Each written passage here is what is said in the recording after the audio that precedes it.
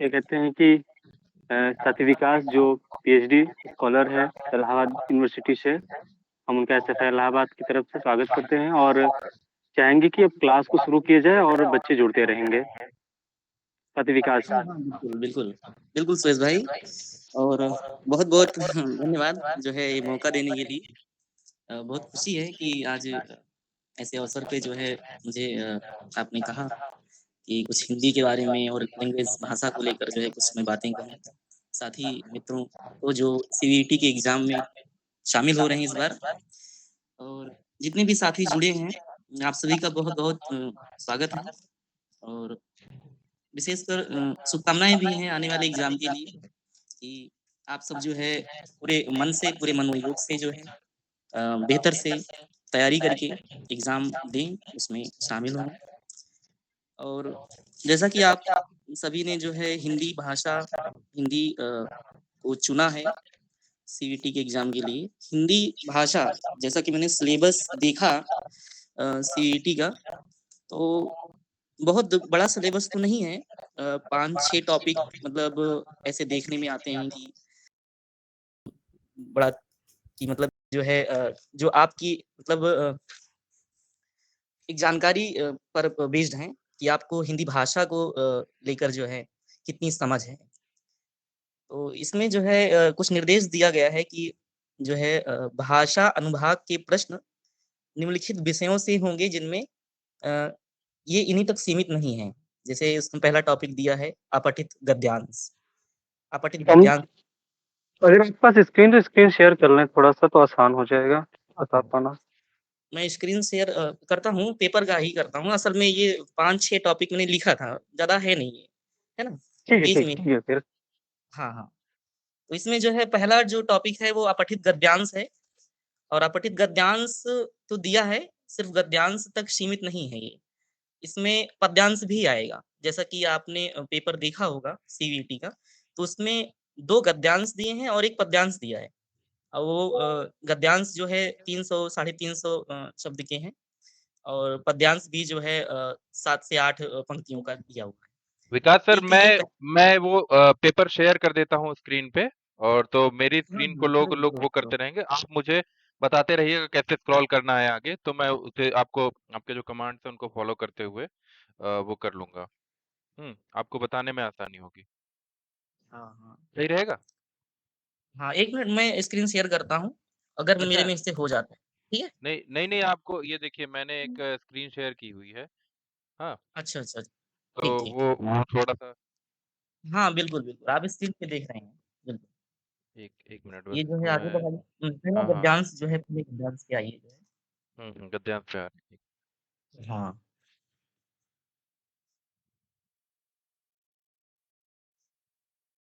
ये गद्यांश है ना?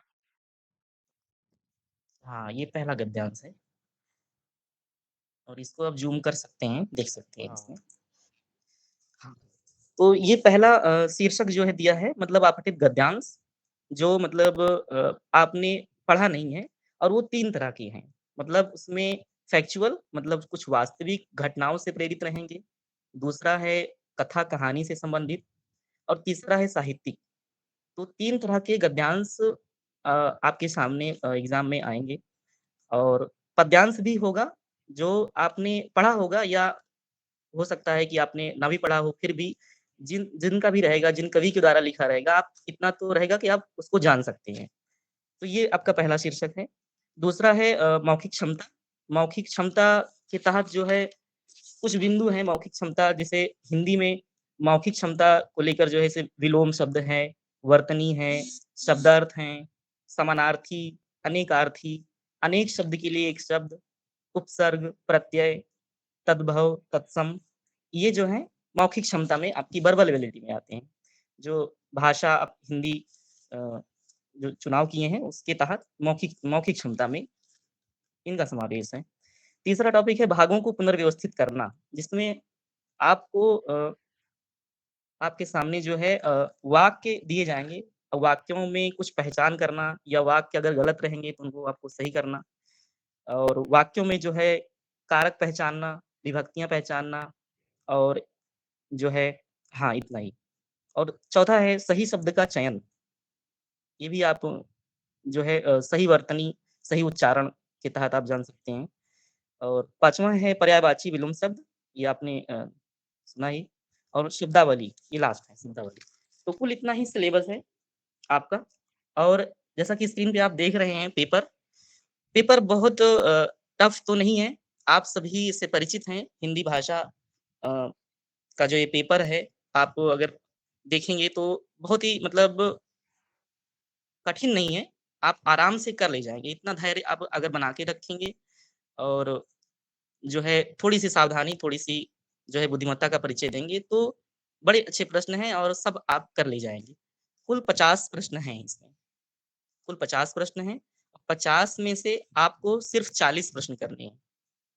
एक प्रश्न का उत्तर जो है उस पर जो मार्क है, वो 5 नंबर का है और अगर आप गलत करते हैं, 5 में से 1 कट जाना है। 50 प्रश्नों में सिर्फ़ 40 प्रश्न करने हैं और आपके पास समय है 45 मिनट। मतलब आप वो जोड़ेंगे तो कि एक प्रश्न के लिए जो है आपके पास 1 मिनट 8 सेकंड का समय आएगा। तो लमसम इतने में तो बहुत आराम से हो जाएगा। तो कोई घबराने की ज़रूरत नहीं है। हिंदी का जो पेपर है ये और बहुत सरल है और बहुत ही रुचिकर तरीके से आपको देंगे तो बहुत आराम से हो जाएगा। ठीक है? तो भैया इसको ज़रा कराइए। बताइए कहाँ पे? पहले हाँ, पहले गद्यांश पे लेकर आइए, शुरू में।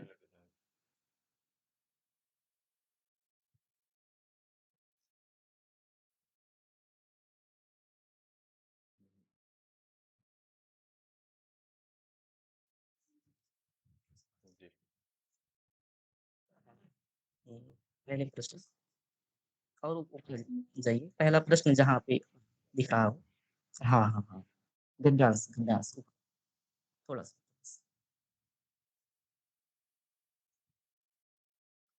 हाँ, गद्यांश जिसमें दिख जाए, उसको पढ़ना है, हुँ। थोड़ा नीचे कीजिए, बस, और नीचे। जैसे कि आप देख रहे हैं कि आपके सामने एक गद्यांश है और ये करीब जो है 300 शब्द में दिख रहा है और गद्यांश चूँकि गद्यांश जब हल करना देखिए इसमें आप अच्छे से पढ़ेंगे, तो अच्छे से पढ़े रहेंगे, भाव समझ लेंगे, तो आपको करने में बिल्कुल कोई दिक्कत नहीं होगी।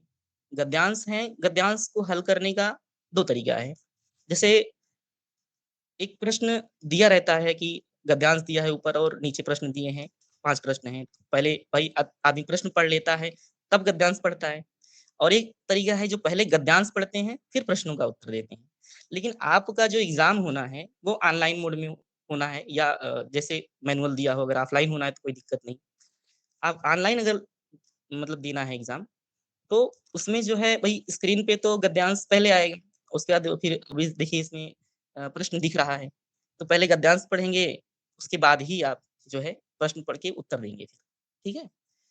तो आप ध्यान देंगे कि जो गद्यांश दिया है, बीच-बीच में आते स्टेशनों पर यदाकदा सवारियाँ चढ़ती-उतरती थी। ये एक जो है कहानी के मूड में है, मतलब एक कहानी क्या संस्मरण आप कह सकते हैं कि एक संस्मरण दिया गया है, कि जो है कोई एक व्यक्ति है और वो अपने दोस्तों के साथ जो है घूमने गया है। तो मैं ये पढ़ रहा हूँ, हमने प्रकाश को दी गई सुर्ती होठों के नीचे दाब रखी थी। ज़ाहिर था पीक फेंकने के लिए हमें बाथरूम जाना ही था। हम नीचे उतर गए, कमाल का बाथरूम था। मुझे याद आया, हमारे यहाँ तो इतनी भीड़ हो जाती है कि कभी-कभी लोग गंदगी के बावजूद बाथरूम में खड़े-खड़े पूरी यात्रा कर लेते हैं। वहाँ न्यूनतम प्रसाधन के सारे इंतज़ाम थे। डिब्बे में जो थोड़े से यात्री थे, उनकी हमें कोई ख़ास दिलचस्पी नहीं थी, जैसा अमूमन उनके यहाँ होता है। बाहर जर्मनी की धरती, कोई फसल तो ना दिखी, मगर सुदूर कारखाने और उनसे उठता धुआँ जो लगातार वायुमंडल में फैलकर प्रदूषण फैला रहा था। मुझे यह देखकर आश्चर्य होता था कि कारखानों के बावजूद वहाँ ना गंदगी दिख रही थी, ना कोई दुर्गंध और ना ही भीड़-भाड़। यहाँ अजब अनुशासित नागरिक हैं।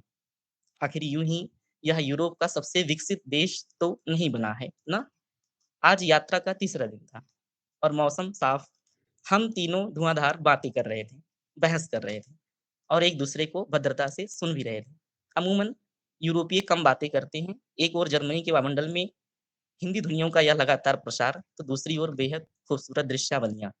मन अद्भुत रोमांच से भरा हुआ था। कभी-कभी यकीन ही नहीं होता था कि हम सचमुच ही रेल के सफ़र में थे, लेकिन यह वाक़ई सच था। तो आपने ये गद्यांश पूरा पढ़ लिया, एक सरसरी निगाह से आपने पढ़ा और समझते हुए, कोई बहुत जल्दबाज़ी नहीं। आपने एक बार अगर पढ़ लिया तो पाँचों प्रश्न करने में आपको जो है समय बिल्कुल भी नहीं लगेगा। आपने ये देखा कि ये एक जो है एक संस्मरणनुमा है कि एक जो है लेखक है वो जो है यात्रा कर रहा है। उसमें 3 लोगों का ज़िक्र किया गया है और यूरोप का नाम आता है, मतलब बाहर वो यूरोप ज़ोन में गया है और जर्मनी का नाम लेता है। तो इसमें आप देखेंगे गद्यांश पढ़ने के बाद पहला प्रश्न, इस गद्यांश का उचित शीर्षक दें। तो आपने जब पूरा भाव, पूरा एक गद्यांश, एक कथा, एक संस्मरण आपने पढ़ लिया, उसके अनुरूप आप जो है तुरंत प्रश्न पे आएँगे तो विकल्प देखिए, दृश्यावलियाँ, यूरोप यात्रा, विकसित देश यात्रा, यात्रा। तो आपको ये समझ है कि हाँ यार, ये यात्रा से संबंधित है, संस्मरण है और कुछ उन एक चीज़ों का जो है ज़िक्र किया जा रहा है इस तरह से। तो आप देखेंगे कि यूरोप यात्रा, विकसित देश यात्रा, यात्रा। लेकिन यात्रा अब आप देखेंगे यात्रा तो है, सिर्फ़ यात्रा तक तो सीमित नहीं है। यात्रा कहाँ की है? यात्रा यूरोप की है और यूरोप में जो है यात्रा है तो जर्मनी की है ना? और दृश्यावलियाँ दिख रही हैं। दृश्यावलियाँ कहीं की भी दिख सकती हैं। लेकिन आप सिर्फ़ इतने पे सीमित रहिए कि हाँ यार, यूरोप यूरोप का ज़िक्र है और यूरोप में यात्रा करने का ज़िक्र है। ठीक है? और विकसित देश की यात्रा इसलिए भी नहीं उत्तर दे सकते, क्योंकि विकसित देश वो जो है अमेरिका की तरफ से का भी हो सकता है, वो जो है जापान आपकी एशिया की तरफ का भी हो सकता है। तो विकसित देश यात्रा नहीं होगा, दृश्यावलियाँ नहीं होगी। क्या होगा? यूरोप यात्रा, क्योंकि आपने इसका एक सार निकाला, जो उचित शीर्षक मालूम पड़ता है इस गद्यांश का, वो है यूरोप यात्रा। भैया अगले पे 2 पे जाइए। एक बार आप गद्यांश पढ़ लेंगे तो उत्तर देने में बहुत सुगमता होगी। और आप ये जानिए कि 2 गद्यांश 5-5 प्रश्न के मतलब 10 प्रश्न और जो पद्यांश है उसमें 5 प्रश्न। टोटल जो है 15 प्रश्न हैं। 15 प्रश्न का मतलब 15 पचे 75, 75 नंबर। आप अगर सारे प्रश्न सही करते हैं, बस पढ़ के, तो आपके पास तो 75 नंबर तो बहुत आराम से आ जाएँगे, ठीक है? दूसरा प्रश्न है कि किस देश को लेखक यूरोप का सबसे विकसित देश बता रहा है? किस देश को? तो आपने देखा कि गद्यांश में जर्मनी का ज़िक्र किया है, तो आपने फ्रांस नहीं है, बेल्जियम नहीं है, ऑस्ट्रिया नहीं है, जर्मनी है। आपने जर्मनी तुरंत लगा दी। फिर तीसरे पे जाइए।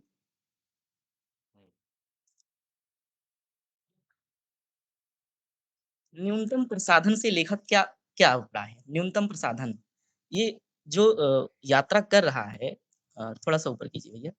जैसे इसमें लिखा है थोड़ा ऊपर, इसमें लिखा है कि हमारे यहाँ तो इतनी भीड़ हो जाती है कि कभी-कभी लोग गंदगी के बावजूद बाथरूम में खड़े-खड़े या पूरी यात्रा कर लेते हैं। जैसे आप रेलगाड़ी में सफ़र करते हैं तो हमारे यहाँ तो अकूत भीड़ रहती है, कहीं जगह नहीं मिलती है। तो सिर्फ़ इन्हीं इन्हीं आप लाइनों पे जाएँगे तो आप लिखेंगे कि वहाँ न्यूनतम प्रसाधन के सारे इंतज़ाम थे। और न्यूनतम प्रसाधन से मतलब क्या था उसका? कि हाँ, आप फ्रेश होने जाते हैं तो वहाँ पे जो है शैम्पू है या साबुन है, तो और जो है बाल सँवारने के लिए या खुद को शीशे में देखने के लिए व्यवस्था अच्छी है।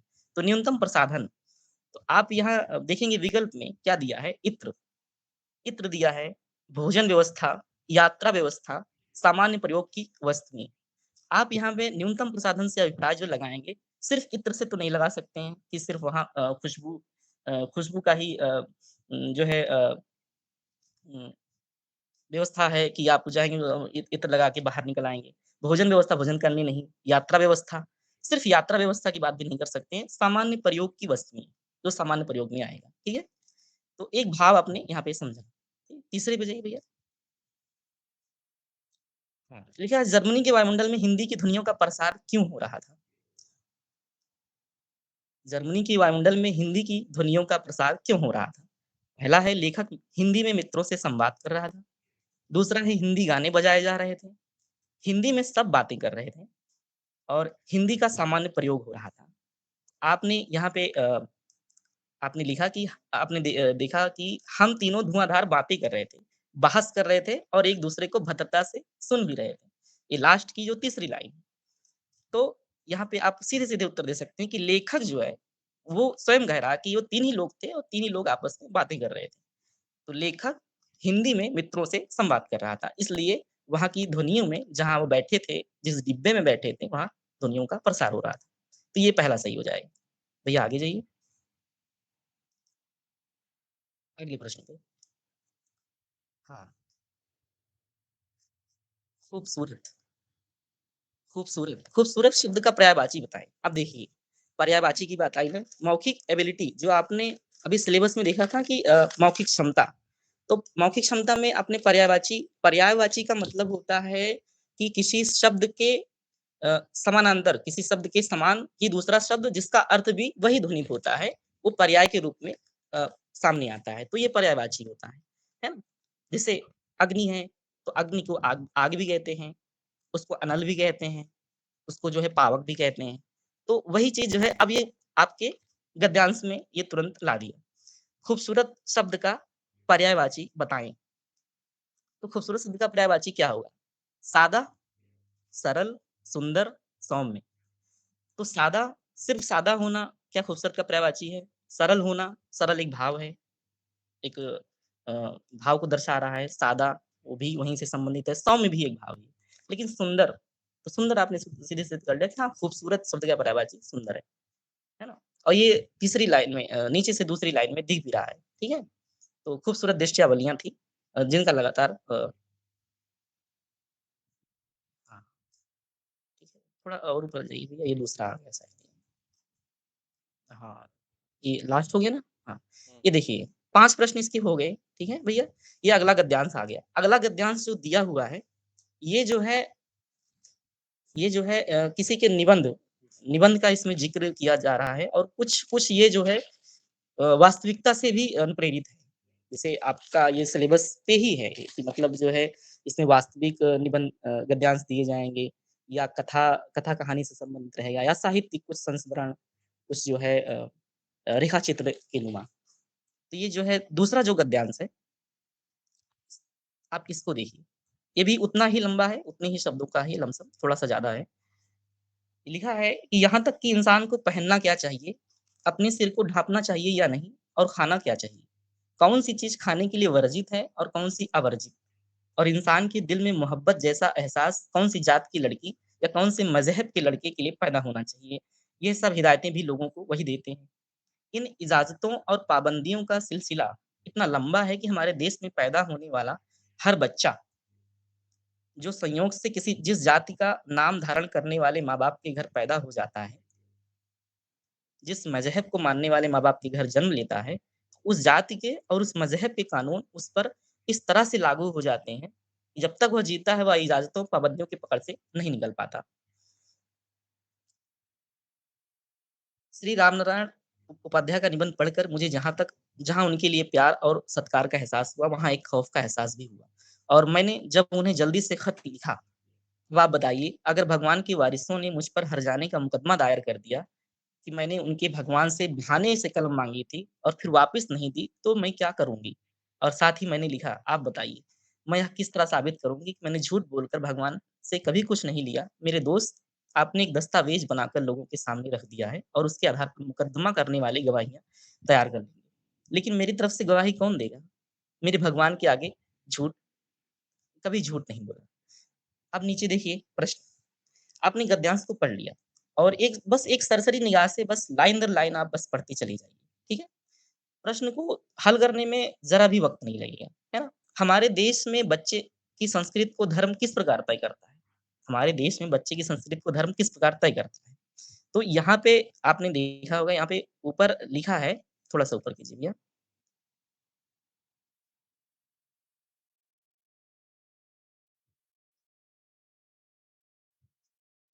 इन इजाज़तों और पाबंदियों का सिलसिला इतना लंबा है कि हमारे देश में पैदा होने वाला हर बच्चा, जो संयोग से जिस जाति का नाम धारण करने वाले माँ-बाप के घर पैदा हो जाता है या जिस मज़हब के वाले माँ-बाप के घर जन्म लेता है, उस जात के, उस मज़हब के कानून उस पर लागू हो जाते हैं। तो यहाँ पे जो प्रश्न पहला आ रहा है, हमारे देश में बच्चे की संस्कृति को धर्म किस प्रकार तय करता है? तो ये जन्म से ही तय करता है। उसकी इच्छा से? नहीं। धार्मिक विश्वास से? नहीं। इतिहास से? नहीं। उसके जन्म से ही। ये आपके गद्यांश में ही शुरू में ही दिया है, ठीक है? अगली लाइन, भैया अगला प्रश्न। मज़हब का समानार्थक शब्द कौन-सा है? अब देखिए, मौखिक क्षमता फिर इसमें आ गया कि इसका समानार्थी शब्द पूछ रहा है कि मज़हब, मज़हब जैसा कि पढ़ने से आपको समझ में आ रहा है कि एक उर्दू शब्द है, मज़हब। मज़हब का समानार्थक शब्द कौन-सा है? तो पंथ? नहीं, पंथ नहीं है। रास्ता? नहीं, रास्ता भी नहीं है। संप्रदाय भी नहीं है। हाँ, ये धर्म से संबंधित है, ठीक है? मज़हब मतलब कि धर्म। तो मज़हब का जो समानार्थी शब्द होगा, वो धर्म होगा, ठीक है? नीचे मिला। मनुष्य पाबंदियों से क्यों नहीं निकल पाता? मनुष्य पाबंदियों से क्यों नहीं निकल पाता? अनुशासन के कारण, जाति और मज़हब के कानून लागू होने से, स्वेच्छा से या स्वतंत्रता के कारण? तो आपने इसमें लिखा है कि पढ़ा है कि जिस जाति में जन्म लेता है, उस जाति के, उस मज़हब के कानून उस पर इस तरह लागू हो जाते हैं कि जब तक वह जीता है, वह इजाज़तों और पाबंदियों की पकड़ से नहीं निकल पाता है। तो आपके सामने सिर्फ प्रश्न है कि मनुष्य पाबंदियों से क्यों नहीं निकल पाता? अनुशासन के कारण? नहीं, बिल्कुल नहीं। दूसरा इसमें सही है, जाति और मज़हब के कानून लागू हों। ठीक। अब देखिए, उपरोक्त गद्यांश का उचित शीर्षक चुनें। जहाँ शीर्षक चुनने की बात आती है, थोड़ा ये प्रश्न जो है, थोड़ा-सा और प्रश्नों की अपेक्षा जो है टफ हो जाता है। क्योंकि आपको पूरे गद्यांश का एक भाव देना रहता है ना? एक भाव जो समेकित भाव रहता है पूरे गद्यांश का, और वो सही भी हो सकता है कि तीनों चारों विकल्प इस तरह मेल खाएँ कि आप उसमें चयन ना कर पाएँ कि यार इसमें कौन-सा सही है। तो कुछ इस तरह के भी उत्तर मिलते हैं इस तरह के प्रश्न में कि जहाँ शीर्षक चुनने की बात होती है। तो पहला है इसमें मज़हब एवं मनुष्य, मज़हब एवं मनुष्य, दूसरा है मज़हब, तीसरा है मनुष्य, इनमें से कोई नहीं। तो आप जो समेकित भाव आप देखेंगे, जो इसका मूल भाव आता है वो इसके दूसरे पैराग्राफ में आता है। जो जन्म से पैदा होने और जो है पाबंदियाँ उस पर जो है जो है कानून लागू होने की बात जो कह रहा है, वहाँ पे जो है आप इसका भाव देखेंगे, तो मज़हब के साथ-साथ ये मनुष्य की जो बात कर रहा है, उसके जन्म से बात कर रहा है ना? और इन इजाज़तों पाबंदियों का सिलसिला इतना लंबा है कि हमारे देश में पैदा होने वाला हर बच्चा, जो संयोग से जिस जाति का नाम धारण करने वाले माँ-बाप के घर पैदा होता है, जिस मज़हब को मानने वाले माँ-बाप के घर पैदा होता है, उसके कानून उस पे लागू हो जाते हैं। तो मज़हब एवं मनुष्य, ये दोनों का समेकित भाव जो है इस गद्यांश का मिल रहा है। तो तो इसका विशेष ध्यान दीजिएगा कि जिस गद्यांश को आप पढ़ रहे हैं, उसका एक मूल भाव क्या निकल के आ रहा है, और उसको पकड़ने में फिर दिक्कत नहीं होगी, शीर्षक अपने आप वो सामने आ जाएगा, ठीक है? फिर गवाही, अब देखिए गवाही शब्द का पर्यायवाची बताएँ। अब पर्यायवाची यहाँ पे भी आ गया। पर्यायवाची गवाही माने कि प्रमाण, साक्ष्य, गवाही। तो आपने देखे चौथा इसमें जो है ऑप्शन सही है। प्रमाण हो गया। देखिए अब ये 2 गद्यांश आपके पूरे हो गए। 2 गद्यांश का मतलब आपने 10 क्वेश्चन अटेम्प्ट कर लिया और 10 के 10 गद्यांश को पढ़ने पर और एकदम सॉलिड सही है। तो 10 बचे 50, आपके 50 नंबर कंप्लीट हो गए। और ये बहुत ही मतलब आपका मतलब जैसे शुरू से प्रश्न सही करते जाएँगे तो आपका विश्वास जो है ना और पुख्ता करता जाएगा, एक के बाद एक। तो आने वाले जो प्रश्न आपके सामने दिखेंगे स्क्रीन पे, वो और ज़्यादा आपको मजबूती से आप उनको जो है करने की हिम्मत अपने में रख पाओगे। क्योंकि क्या होता है कि स्क्रीन पर जो टाइम चलता रहता है ना, तो उससे थोड़ी ज़्यादा मतलब एक्साइटेशन होता है कि मतलब अगर गलत हो जाते हैं तो हम गलत हो जाते हैं, समय जाने लगता है। हम जो है इस वजह से जो है आने वाले जो प्रश्न हमारे करने में आसानी होती है, वो भी हम नहीं कर पाते हैं। ठीक है? तो बस एक बार पढ़ने की बात है, आप आराम से कर ले जाएँगे। देखिए अगर पद्यांश दिया है इसमें, पद्यांश का ये काव्य है और काव्य में दोहा है। दोहा किसका दिया हुआ है? बतरस लालच लाल की मुरली धरी लुकाए, सौंह करे भवन हँसे दैन कहे न जाए। नाशा मोर नचाए दृग, करी कका की सौं, काँटे से कसके ही गड़ी कटीली भव। ललन चलन सुनि पलन में हँसुआ झलके आए, भई लखाई न सखिन हो, झूठे ही जमुआए। बताया गया है कि उपरोक्त पद्यांश से संबंधित निम्नलिखित प्रश्नों के उत्तर बताएँ। तो जो पद्यांश ये आएँगे आपके सामने, ये बहुत बहुत ज़्यादा आसार हैं कि जो है जो बहुत चर्चित कवि रहे हैं। जैसे आप भक्ति काल से उठाएँगे तो भक्ति काल में सूर, कबीर, तुलसी, मीरा, रसखान, रहीम, मूलतः इनके ही जो है पद्यांश रहेंगे, जो आप पढ़े रहेंगे। वो कक्षा आप 8, 9, 10 में ही पढ़ते हिंदी किताब में पढ़ते ही आए हैं, ठीक है? तो वही पद्यांश रहेंगे, मूलतः वही आपके सामने आएगा। कोई बहुत बहुत अलग नहीं रहेगा। जैसा कि और हायर क्लासेस में जो है और भी कवि आते हैं, रीतकाल के कवि आ जाते हैं, जो आपने नहीं पढ़ा है ना? घनानंद, देव बिहारी मोतीराम जिनके और सब जो बड़े कवि हैं, जो कुछ ज़्यादा चर्चित नहीं हैं, तो उनको आपने नहीं पढ़ा है। खैर जितना आपने पढ़ा है वही आपके सामने आएगा, इतने का आप मतलब विश्वास रखिए। और रही बात आधुनिक काल की, तो आधुनिक काल में भी सेम यही प्रक्रिया है। जिनकी चर्चित कविताएँ आपने पढ़ी होंगी, चाहे वो वैतिशरण गुप्त हों, जयशंकर प्रसाद हों, श्रीकांत त्रिपाठी निराला, महादेवी वर्मा, तो जिनकी जिनकी भी चर्चित कविताएँ आपने पढ़ी हैं, उन्हीं का ही आपके सामने दिखेगा। तो जैसे कि अब आपने देखा कि पद्यांश आपने पढ़ा, ये किस कवि द्वारा रचित है? तो कबीर, मीरा, शूर, बिहारी। देखो, चारों का नाम दिया गया है, जो आपने पढ़ के आपने आया है और वही आपके सामने है। ये किसका है? ये बिहारी का है ना? पद्यांश जो है, ये बिहारी द्वारा रचित है। बिहारी के दोहे और कुल इसमें 2, 2 4, 2 6 करीब 3 दोहे हैं। 3 दोहे एक साथ दे दिए गए हैं, ठीक है? भैया आगे बढ़िए।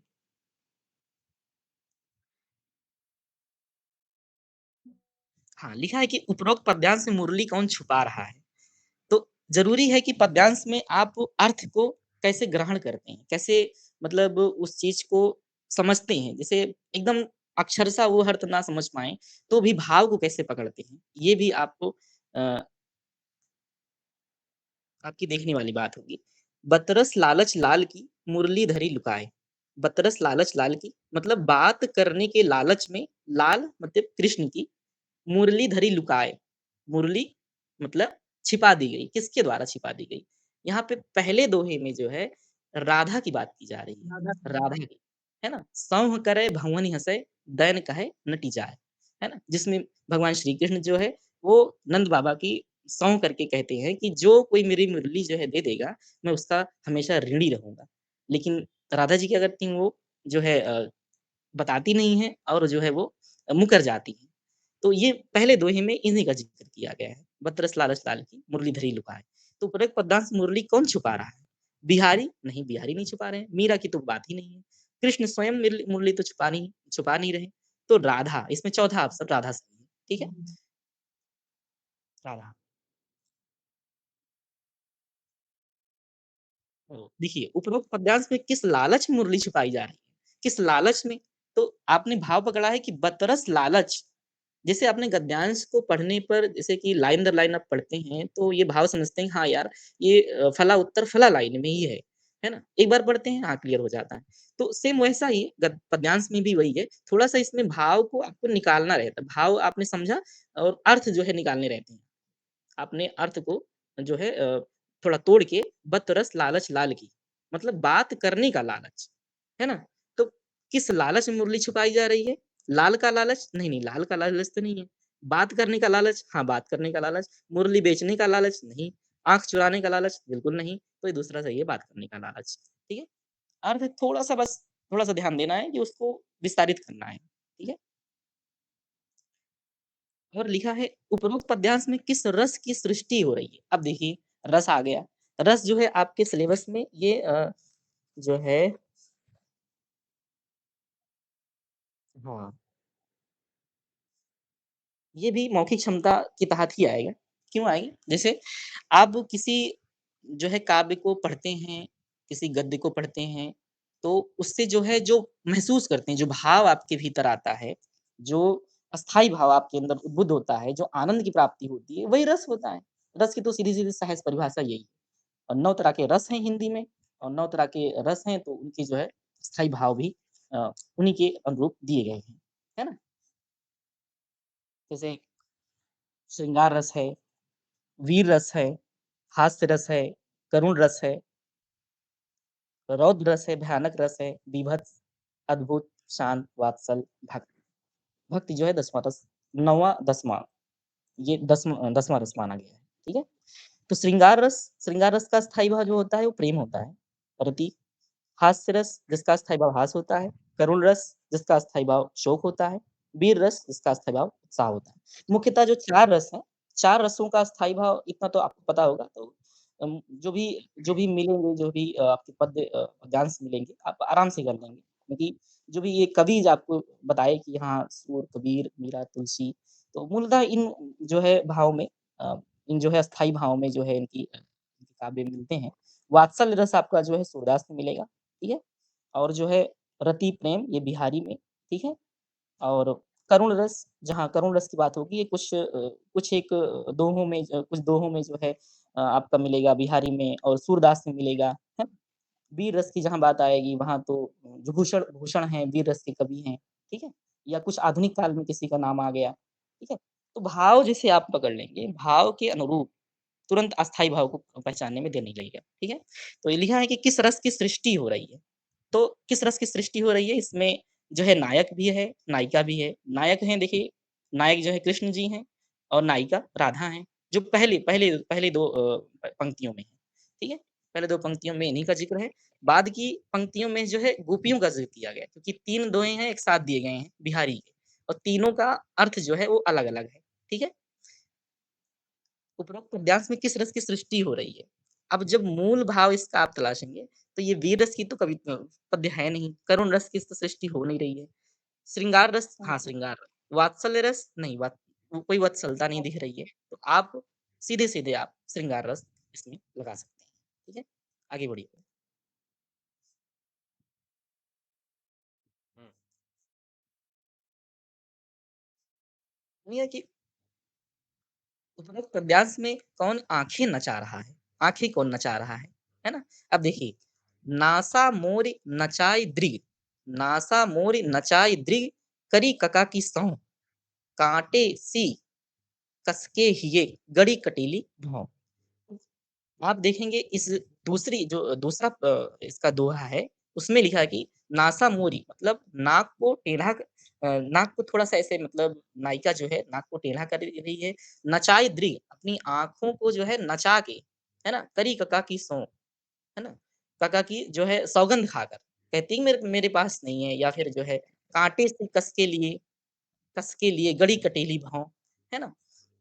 ये जो भाव ये देख के जो है श्री कृष्ण जो है मतलब जो है उनको कसक होती है।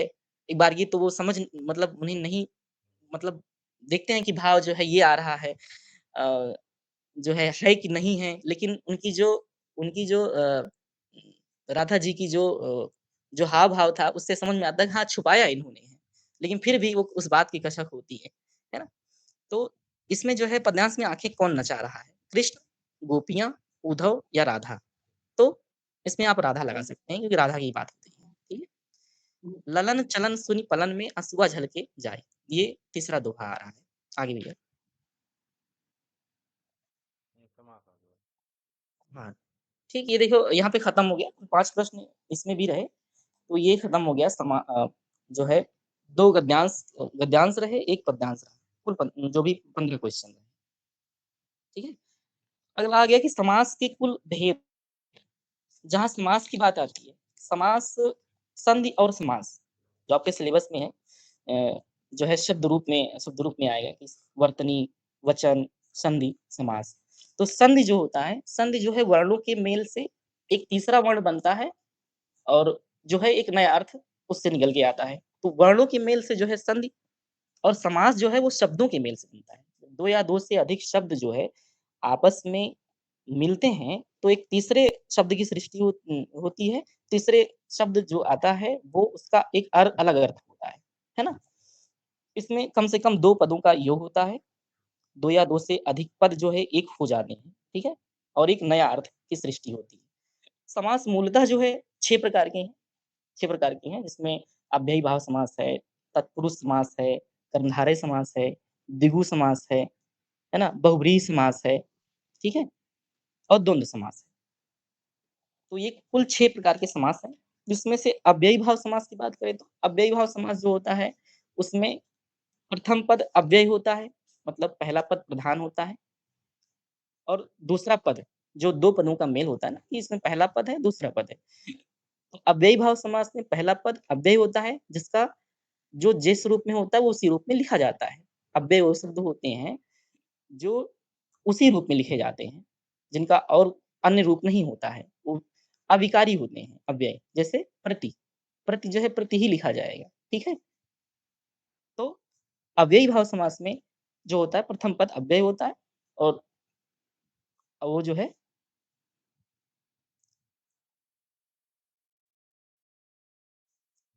प्रतिदिन, हाँ, जैसे कि प्रतिदिन, यथाशक्ति, प्रतिमास, आजन्म, तो ये अव्ययीभाव समास में आएँगे। तत्पुरुष समास में जो होता है उसमें उत्तर पद प्रधान होता है। पहला पद पहला पद छोड़ के दूसरा पद प्रधान होता है। जैसे राजपुरुष, राजा का पुरुष, तो इसमें जो है दूसरा पद प्रधान होता है। राजा का राजपुत्र, राजा का पुत्र, राजपुत्र होता है। राजकुमार, राजा का कुमार, तो दूसरा पद प्रधान होता है, तो तत्पुरुष समास में आता है। और जो जो है द्विगु समास होता है, इसका पहला पद संख्यावाची होता है। पहले पद में संख्याएँ आती हैं कि जो है 2, 3, है ना? जैसे कि चतुर्भुज, 4 है भुजाएँ जिसकी, तो चतुर्भुज चतुर्भुज जो है में पहला पद देखिए 4 आ रहा है, तो चतुर्भुज ये द्वंद्व समास, द्विगु समास भी होता है, ठीक है? और जैसे आ गया कि चौराहा, जिसमें 4 राही, तो चौराहा ये पहला जो है पद जो है संख्यावाची है, तो ये भी द्विगु समास हो गया। फिर इसके बाद आता है जो है बहुब्रीहि समास। बहुब्रीहि समास में होता है जो जिसमें कोई पद प्रधान नहीं होता है, इसमें तीसरा पद प्रधान होता है। जैसे जो भाव जैसे कि लंबोदर, लंबा है जिसका उदर, अर्थात भगवान गणेश, लंबोदर, गणेश जी, ठीक है? तो इसमें दोनों पद, जैसे कि लंबा है जिसका उदर, लंबा है और उदर दोनों प्रधान नहीं है, तो और किसी भाव की सृष्टि हो रही, किसी और अर्थ की सृष्टि हो रही है, वो है गणेश जी। तो इसमें बहुब्रीहि समास आता है, ठीक है? तो समास आप लोग पढ़ लेंगे। समास आपने पढ़ा भी है इसके पहले भी। कुल भेद हैं इसके 6 और बहुत ही आसान है, ठीक है? आगे भैया बढ़िए। मूलतः जो एक बुक है लुसेंट की जो है सामान्य हिंदी। सामान्य हिंदी में आप देखेंगे तो सारी चीज़ें जो है उसमें मिल जाएँगी, क्रम से मिल जाएँगी, ठीक है? जितना भी सिलेबस में है आपको जितना पढ़ना है, जितना आपके सामने आएगा, वो सामान्य हिंदी की अगर बुक होगी लुसेंट की तो उसमें आप आराम से देख सकते हैं, ठीक है? चारुचंद्र की चंचल किरणें खेल रही हैं जल थल में, इस पद्य में कौन-सा अलंकार है? इसमें देखिए अलंकार की बात आ गई। अब लिखा तो नहीं है सिलेबस में कि सीधे-सीधे अलंकार, लेकिन जो सिलेबस में लिखा है कि ना कि अ, शब्दों का रूप, है ना? भागों को पुनर्व्यवस्थित करना, शब्दावली, तो उन्हीं उन्हीं में ये बीच में ये छिपा हुआ है कि हाँ यार अलंकार भी है, हमको पढ़ना तो सब है, सिलेबस तो सारा ब्रॉड ही है हमारा, है ना? अलंकार भी है, रस भी है, वर्तनी भी है ना? सारी चीज़ें आपको मिलेंगी। तो है कि चारुचंद्र की चंचल किरणें खेल रही हैं जल-थल में, इस पद्य में कौन-सा अलंकार है? तो पहले देखिए यमक, श्लेष, अनुप्रास, वक्रोक्त। तो अलंकार आपको बहुत डीप नहीं पढ़ना है कि आप जो है अलंकार जो है अर्थालंकार, शब्दालंकार में सारे अलंकार पढ़ने हैं। मुख्य तौर पे आपको कौन-कौन से अलंकार पढ़ने हैं, मैं उतने का ज़िक्र कर देता हूँ, ठीक है? जहाँ से आपको आ जाएगा। इसमें पहला है अनुप्रास, दूसरा है उपमा, तीसरा है रूपक, उत्प्रेक्षा, अतिशयोक्त, यमक, श्लेष। कुल इतने में से ही आएगा। अब देखिए भैया अलंकार जो है, अलंकार जानते जानते ही हैं आप कि काव्य की शोभा बढ़ाने वाले धर्मों को अलंकार कहते हैं, ठीक है? तो अलंकार शब्द जो है काव्य के संबंध में आता है। काव्य में जैसे कुछ पद होते हैं जिनकी जो है विशेषता बताई जाती है, जिनकी समानता किसी और से बताई जाती है। तो कुछ ऐसे पद मिलते हैं और कुछ पद मिलते हैं जो जिनसे बताई जाती है। जैसे कि अभी चरण कमल बंदो हरिराई, चरण कमल बंदो हरिराई। तो चरण चरण की विशेषता मतलब चरण की समानता जो है प्रकट की जा रही है कमल से, चरण कमल। और इसमें जो है चरण जो कहलाएगा वो उपमेय कहलाएगा और कमल जो कहलाएगा वो उपमान कहलाएगा। तो 2 चीज़ें बहुत कॉमन है जिनको आपको समझना होगा कि उपमेय और उपमान। उपमेय की जो है समानता प्रकट की जाती है या दिखाई जाती है और किस तरह से, ये सारी चीज़ें आप इन्हीं अलंकारों में मिलेगा। अनुप्रास में भी, उपमा में भी, रूपक में भी, उत्प्रेक्षा में भी।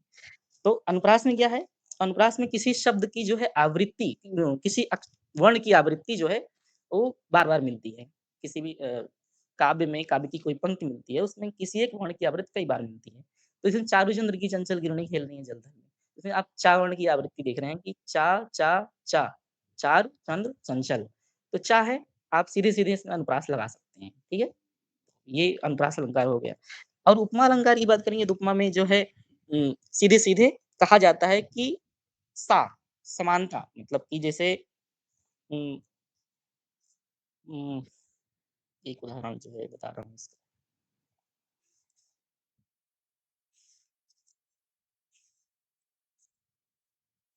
उपमा अलंकार।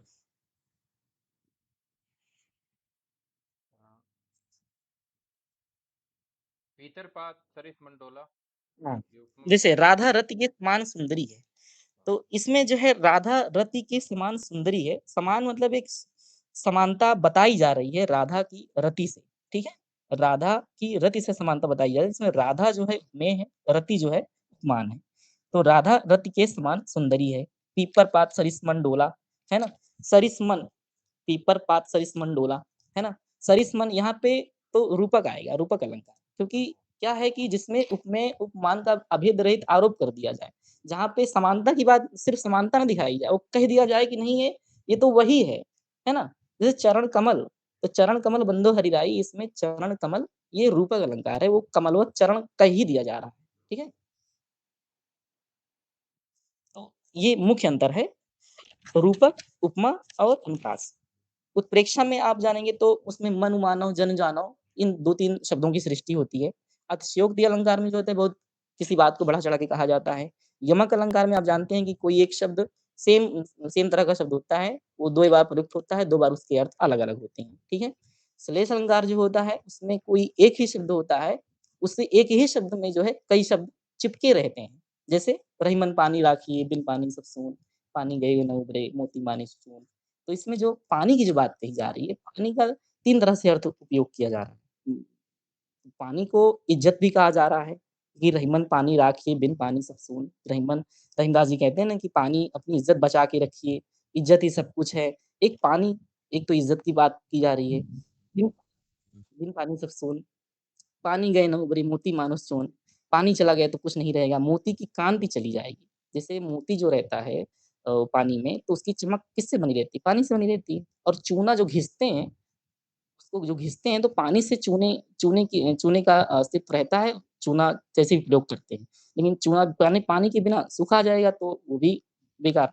तो पानी को जो है पानी का जो अर्थ है, सिर्फ़ पानी है लेकिन पानी 3 तरह से उसके अर्थ जो है ध्वनित हो रहे हैं। तो यहाँ पे आपका श्लेष अलंकार हो जाएगा। इसको आप देख लेंगे किताब में ही बहुत कायदे से दिया है इसमें, ठीक है? मुख्य रूप से आप अनुप्रास, उपमा, रूपक, प्रेक्षा, अतिशयोक्ति, यमक, श्लेष कुल इतने ही अलंकार से ही आपको पूछेगा, इससे ज़्यादा नहीं पूछेगा, ठीक है? आगे मोम सा तन घुल चुका, अब दीप सा मन जल चुका है। अब देखिए, इसमें लिखा है मोम सा तन घुल चुका, सा की बात की जा रही है। सा मतलब समानता की बात की जा रही है कि मोम सा तन है। तन कैसा है? मोम के समान है। लेकिन मोम तन अगर कहा जाता कि मोम तन घुल चुका और दीप मन जल चुका, तब यहाँ पे कौन-सा अलंकार होता है? यहाँ पे रूपक अलंकार होता। क्योंकि तन को मोम बता दिया जा रहा है। लेकिन यहाँ पे जब सा बीच में आ गया, समानता की बात प्रकट की जा रही है, तो यहाँ पे उपमा अलंकार होगा, ठीक है? कि मोम की उपमा मतलब मोम सा तन, तन की उपमा मोम से की जा रही, मोम इतना सुकोमल है, घुल चुका, अब दीप सा मन जल चुका। तो यहाँ पे उपमा अलंकार होगा, ठीक है? यहाँ पे रूपक नहीं होगा, यहाँ पे श्लेष नहीं होगा। थोड़ा-सा भैया ऊपर करो तो।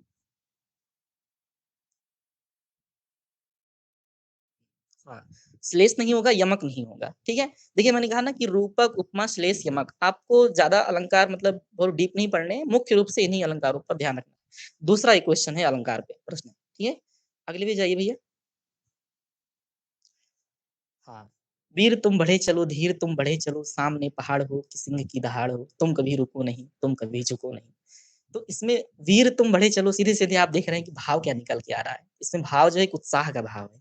एक ना उत्साह का भाव है और पढ़ने पर एक जोश, उन्माद की बात आ रही है। ठीक है? तो सीधे-सीधे आप भाव समझ के कह सकते हैं हाँ, इसमें यार वीर रस है। भयानक रस बिल्कुल नहीं, अद्भुत रस नहीं हो सकता, भक्ति रस नहीं, बिल्कुल नहीं। सीधे-सीधे आप जान रहे हैं कि इसका स्थायी भाव उत्साह है, जोश है, जुनून है। तो ये वीर रस को ध्वनित कर रहा है, सीधे-सीधे आप वीर रस लगा देंगे, ठीक है? तो ये द्वारिका प्रसाद माहेश्वरी की जो है पंक्तियाँ हैं। आगे भी ये चलिए, ठीक है? शुद्ध विलोम शब्द का चयन कीजिए, शुद्ध विलोम शब्द का। अब देखिए विलोम शब्द जो होते हैं किसी कोई भी शब्द है, शब्द शब्द मतलब कि वर्णों का सार्थक समूह। वर्ण जो होते हैं वो भाषा की सबसे छोटी इकाई होती है जिसे आप लिख सकते हैं। लेकिन एक छोटी इकाई और वर्ण को ही ध्वनि भी कहते हैं। ध्वनि का उच्चारण हो सकता है लेकिन ध्वनि को हर ध्वनि को लिखा नहीं जा सकता। लेकिन जिसको लिखा जा सकता है वही वर्ण कहलाता है, सीधे-सीधे। भाषा की सबसे छोटी इकाई जिसको लिखा जा सके, वो वर्ण होता है और जिसका उच्चारण हो सके, वो ध्वनि है। ठीक है? वर्ण को रंग भी कहते हैं। अब सार्थक वर्ण समूहों को जैसे सार्थक वर्णों का एक जो समूह बनेगा, वो क्या कहलाएगा? वो शब्द कहलाएगा। वर्ण से शब्द बन और शब्द से ही पद। पद क्या होते हैं? पद जो है, जो किसी वाक्य में प्रयुक्त होने की योग्यता रखते हैं। किसी वाक्य में उनका प्रयोग किया जाए जो योग्यता उनके पास रहे कि हाँ, ये रामायण जैसे अपने कि राम रामायण पढ़ता है या विजय रामायण पढ़ता है, किसी का नाम। तो रामायण पढ़ता है, रामायण जो पद है ना, ये वाक्य में प्रयुक्त हो रहा है। रामायण को पढ़ने की बात हो रही है, ये करता है और जो है वो पढ़ रहा है। क्या पढ़ रहा है? रामायण। तो रामायण क्या हुआ? एक पद हुआ। तो ये पद हो गया और वाक्य, वाक्य जो होता है वो पदों का समूह होता है।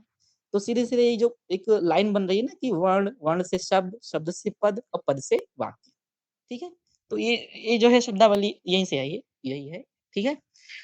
शुद्ध विलोम शब्द का चयन कीजिए। तो शब्द जो होते हैं उनका एक मतलब अर्थ होता है। अगर सार्थक है, सार्थक सार्थक शब्द भी है, निरर्थक शब्द भी है। निरर्थक है, सार्थक, निरर्थक, ठीक है? तो जिनका अर्थ आपको पता है कि हाँ, इसका अर्थ ये है, जस्ट उसके विलोम, उसका उल्टा, वही विलोम शब्द है। तो जैसे आपने क्या मोटा, स्थूल, मोटा, अब मोटा का उल्टा, मोटा का जो विलोम शब्द तो स्थूल होगा नहीं। स्थूल जो है वो सूक्ष्म का विलोम होता है। सूक्ष्म मतलब बहुत, बहुत, बहुत, बहुत सूक्ष्म, एकदम माइक्रो, ठीक है? स्थूल बड़ा, तो सूक्ष्म का उल्टा विलोम। ये विलोम जो होता है वो स्थूल होगा। मोटा का पतला हो जाएगा। अच्छा भ्रांत का निर्भ्रांत होगा। यत भ्रांत का निर्भ्रांत होगा, ठीक है? यथार्थ का अयथार्थ, नहीं, नहीं, बिल्कुल नहीं होगा। यथार्थ, यथार्थ का काल्पनिक होता है, ठीक है? प्रेम का घृणा, ठीक है, प्रेम का घृणा होगा। बंधन का मोक्ष होगा, ठीक है, बंधन, मोक्ष। तो इसमें आपको मतलब सही उत्तर क्या लग रहा है? भ्रांत, निर्भ्रांत है, बी सही है, डी सही है, ई सही है। बी, डी ये दूसरा सही है ना? बी, डी, ई ये दूसरा सही है, सीधे-सीधे लगा दिया। अच्छा, इसमें जो है मतलब प्रश्न हल करने का एक और तरीका होता है, एलिमिनेशन मेथड से आप हल करते हैं। जैसे आपको सीधे-सीधे नहीं मालूम है, लेकिन अगर नीचे कुछ कूट कूट टाइप के प्रश्न दिए गए हैं कि मिला के कि ए और सी है, कि बी और डी है, तो सीधे-सीधे आप जो है इसमें मिलाइए कि एक एक अगर सही उत्तर मिल जाता है, उसको उसको जो है खोज लीजिए कि जैसे बी सही है कि भ्रांत का निर्भ्रांत होगा, हाँ? तो भ्रांत का निर्भ्रांत बी आपने सही किया। उसके बाद जो है बी को आप पॉइंट कीजिए, तो इसमें से 2 ही विकल्प आपको मिले कि 2 और 3 भाई ए और 1 में और 4 में तुमको जाना ही नहीं है ना? डी और सी सिर्फ डी और ई नहीं, है ना? सिर्फ ए और सी, ए तो होगा ही नहीं, गलत ही है, तो बी और डी, तो सीधे से आप 50% प्रोबेबिलिटी पे आ जाते हैं कि आप जो है सही करने की संभावना आपकी बढ़ जाती है। कभी-कभी ना प्रश्नों को हल करने का एक बहुत अच्छा तरीका होता है कि आप सीधे-सीधे सही उत्तर नहीं प्राप्त करते हैं, तो आप गलत से शुरुआत कीजिए। जो एकदम से गलत मिल जाए किसी प्रश्न में कि हाँ यार, ये किसी कंडीशन में सही हो ही नहीं सकता, उसको तुरंत छाँट लीजिए। और कूट वाले प्रश्न को हल करने का सबसे बेस्ट तरीका होता है कि आप सबसे गलत उत्तर छाँटिए, उसको पॉइंट कर दीजिए, हाँ यार, ये किसी उत्तर में सही नहीं होगा। फिर 2 को अलग कर दीजिए, 2-3 जितने भी अलग होते हैं, एक सही उत्तर आपको तुरंत मिल जाएगा। कभी-कभी ये होता है कि सीधे-सीधे आपको उत्तर नहीं मालूम लेकिन फिर भी आप उत्तर पर पहुँच गए। उसको होता है ना उत्तर पर पहुँचना, ठीक है? आगे भी बढ़िए। अभी आगे बढ़िए सर। ये मेरी आँखों के सामने था अथाह सागर और उसमें धीरे-धीरे डूबता हुआ सूर्य। इस पंक्ति में रेखांकित शब्द का विलोम बताइए। अब देखिए, रेखांकित शब्द का विलोम धीरे-धीरे को रेखांकित किया गया है। धीरे-धीरे, धीरे-धीरे मतलब धीरे का आप विलोम शब्द देखेंगे तो आपको जल्दी आएगा। सिर्फ लेकिन एक धीरे का जल्दी आएगा, 2 धीरे हैं तो धीरे-धीरे मतलब जल्दी-जल्दी। तो सीधे-सीधे आपको उत्तर मिल जाएगा हाँ, जल्दी-जल्दी। बार-बार नहीं, बार-बार नहीं होगा। दूसरा जल्दी-जल्दी है। तीसरा तेज़ी से, नहीं, उसमें तेज़ी से, अचानक, अक्सर नहीं, ये किसी कंडीशन में नहीं। ए, सी, डी, ई नहीं होंगे, सिर्फ होगा क्या? बी जल्दी-जल्दी क्योंकि 2 बार की आवृत्त है और धीरे-धीरे धीरे-धीरे मतलब जल्दी-जल्दी, ठीक है? अब जो है मतलब उसका फॉर्मेट देख लीजिए, जैसे इस तरह के मतलब क्वेश्चन में फँसाते भी हैं कि आप जो है सही उत्तर कैसे तलाशेंगे? क्योंकि धीरे-धीरे दिया है तो तेज़ी से भी दे दिया, अचानक भी दे दिया, अक्सर भी दे दिया, आपको फँसाते हैं। लेकिन आप फॉर्मेट देखेंगे तो धीरे-धीरे मतलब जल्दी-जल्दी, ठीक है? हाँ भैया, नीचे आइए नीचे। आँसू का बहुवचन क्या होगा? है ना? आँसू का बहुवचन क्या होगा? बहुवचन बहुवचन, एकवचन तो बहुत सीधी-सी बात है कि मतलब कोई भी जैसे नाम है, कोई भी मतलब वस्तु है, चीज़ है, तो मतलब एकवचन में दिया है तो उसका बहुवचन किस तरह बनाना है? अ, एक मिनट जो है इसपे कुछ नियम है 2-3 मैं बता देता हूँ, बहुत आसान है उसपे।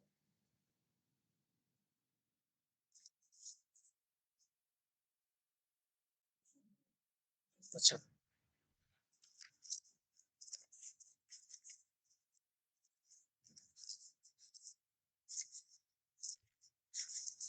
हुँ। देखिए, इसमें दिया है कि मतलब संज्ञा, सर्वनाम, विशेषण और क्रिया के जिस रूप से एक का बोध हो, वो एकवचन होता है और कई का बोध हो तो बहुवचन होता है। एकवचन, बहुवचन ये 2 ही वचन हैं, हिंदी में 2 ही वचन हैं, ठीक है?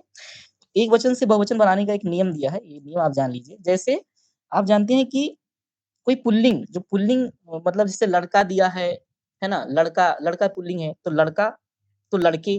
तो पुल्लिंग की जगह जो होता है जिसके अंत में आ आता है, जैसे लड़का आ, तो लास्ट में जो है का के साथ आ आ रहा है ना बड़ा आ, तो बड़ा आ के स्थान पे आय हो जाता है, मतलब लड़का का लड़के हो जाएगा। ये एक नियम है कि मतलब पुल्लिंग में जी भी अंत में जो है लड़का आए, मतलब लड़का है तो लड़के हो जाएगा, घोड़ा है तो घोड़े हो जाएगा, ठीक है? एक हो गया ये। और जो है स्त्रीलिंग में देखिए, स्त्रीलिंग में अगर जैसे लास्ट में ई आ रहा है, लड़की है ई, तो ई की जगह जो है इयाँ हो जाता है। एक नियम ये है, तो लड़की की जगह लड़कियाँ हो जाएगा, मक्खी की जगह मक्खियाँ हो जाएगा, बेटी है तो बेटियाँ, ठीक है? दूसरा नियम ये हो गया। तीसरा है जैसे कथा, अब वो भी मतलब कथा है, स्त्रीलिंग जैसे कथा स्त्रीलिंग है, ठीक है?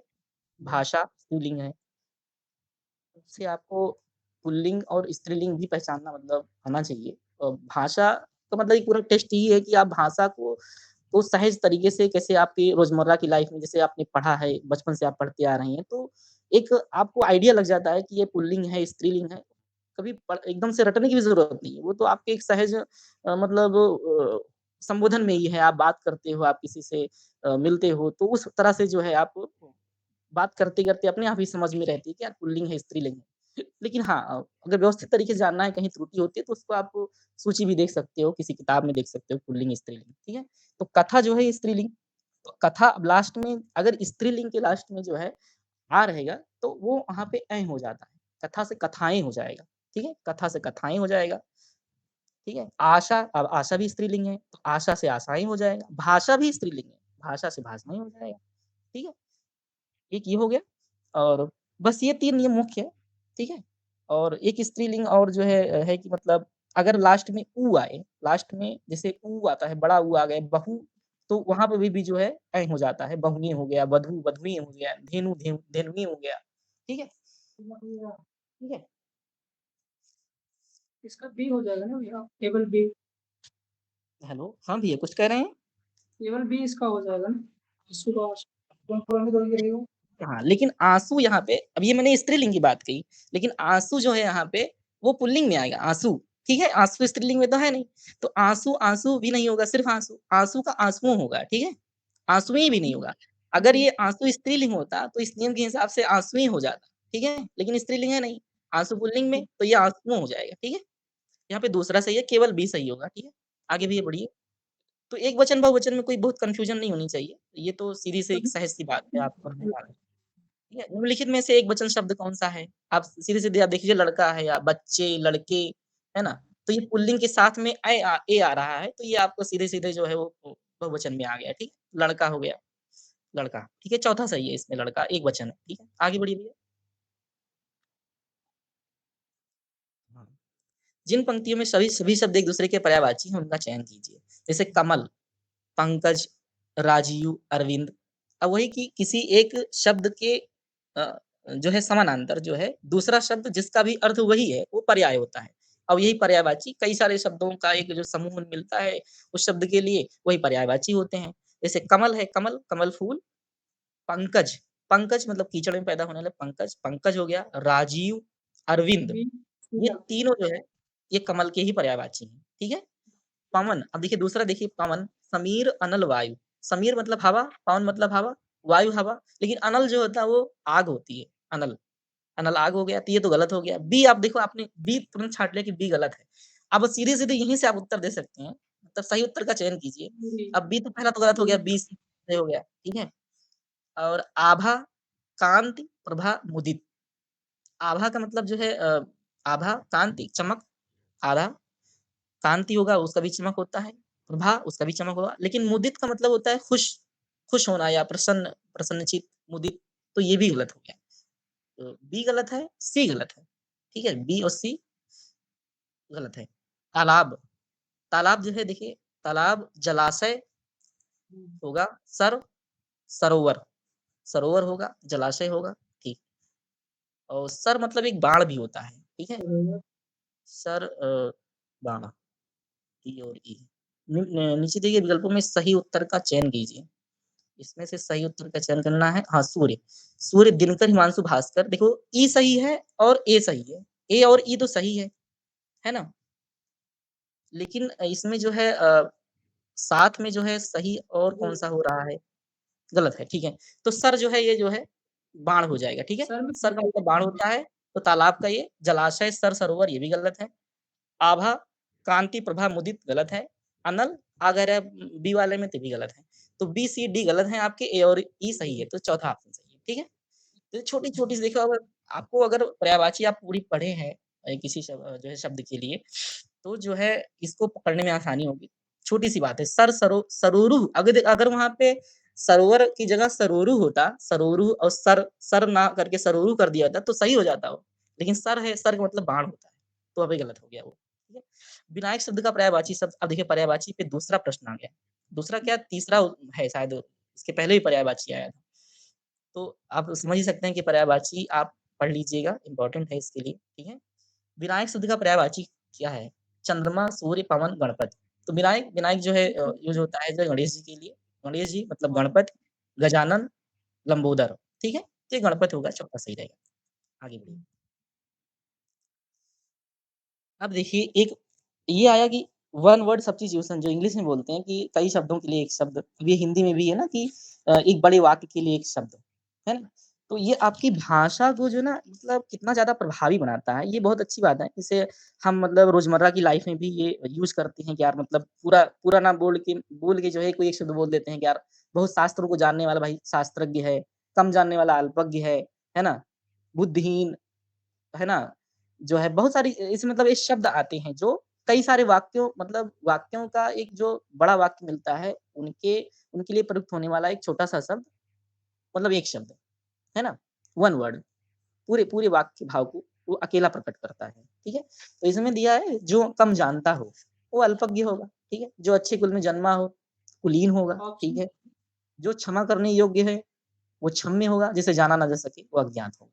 तो एक एक वर्ड की बात है और ये जो है सहज है आपको समझने में जो है, एक बार देख लेंगे तो बहुत आसानी से आप कर ले जाएँगे, ठीक है? सीधे-सीधे इसमें कौन-सा उत्तर सही होगा आप देख लीजिए इसमें, मिला लेंगे तो सही हो जाएगा। ए का जो है 4 सही होगा। ए नहीं, नहीं, जो कम जानता हो अल्पज्ञ होगा, ए का 2 सही होगा, ठीक है? ये दूसरा और चौथा मिल रहा है, लेकिन बी जो अच्छे कुल में जन्मा हो, कुलीन होगा बी3 ठीक है? अब देखिए 2 और 4 और सी जो है किसका लगाया है? जो क्षमा करने वाला क्षम्य।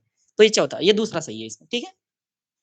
तो थोड़ा-सा इसको जो है मतलब जो अगर ऑनलाइन है थोड़ा-सा आपको ध्यान देने की ज़रूरत है क्योंकि समय भी कम है ना? जहाँ पहुँचना कठिन हो का एक शब्द अब देखिए दूसरा भी इसी से मिलता-जुलता आ गया।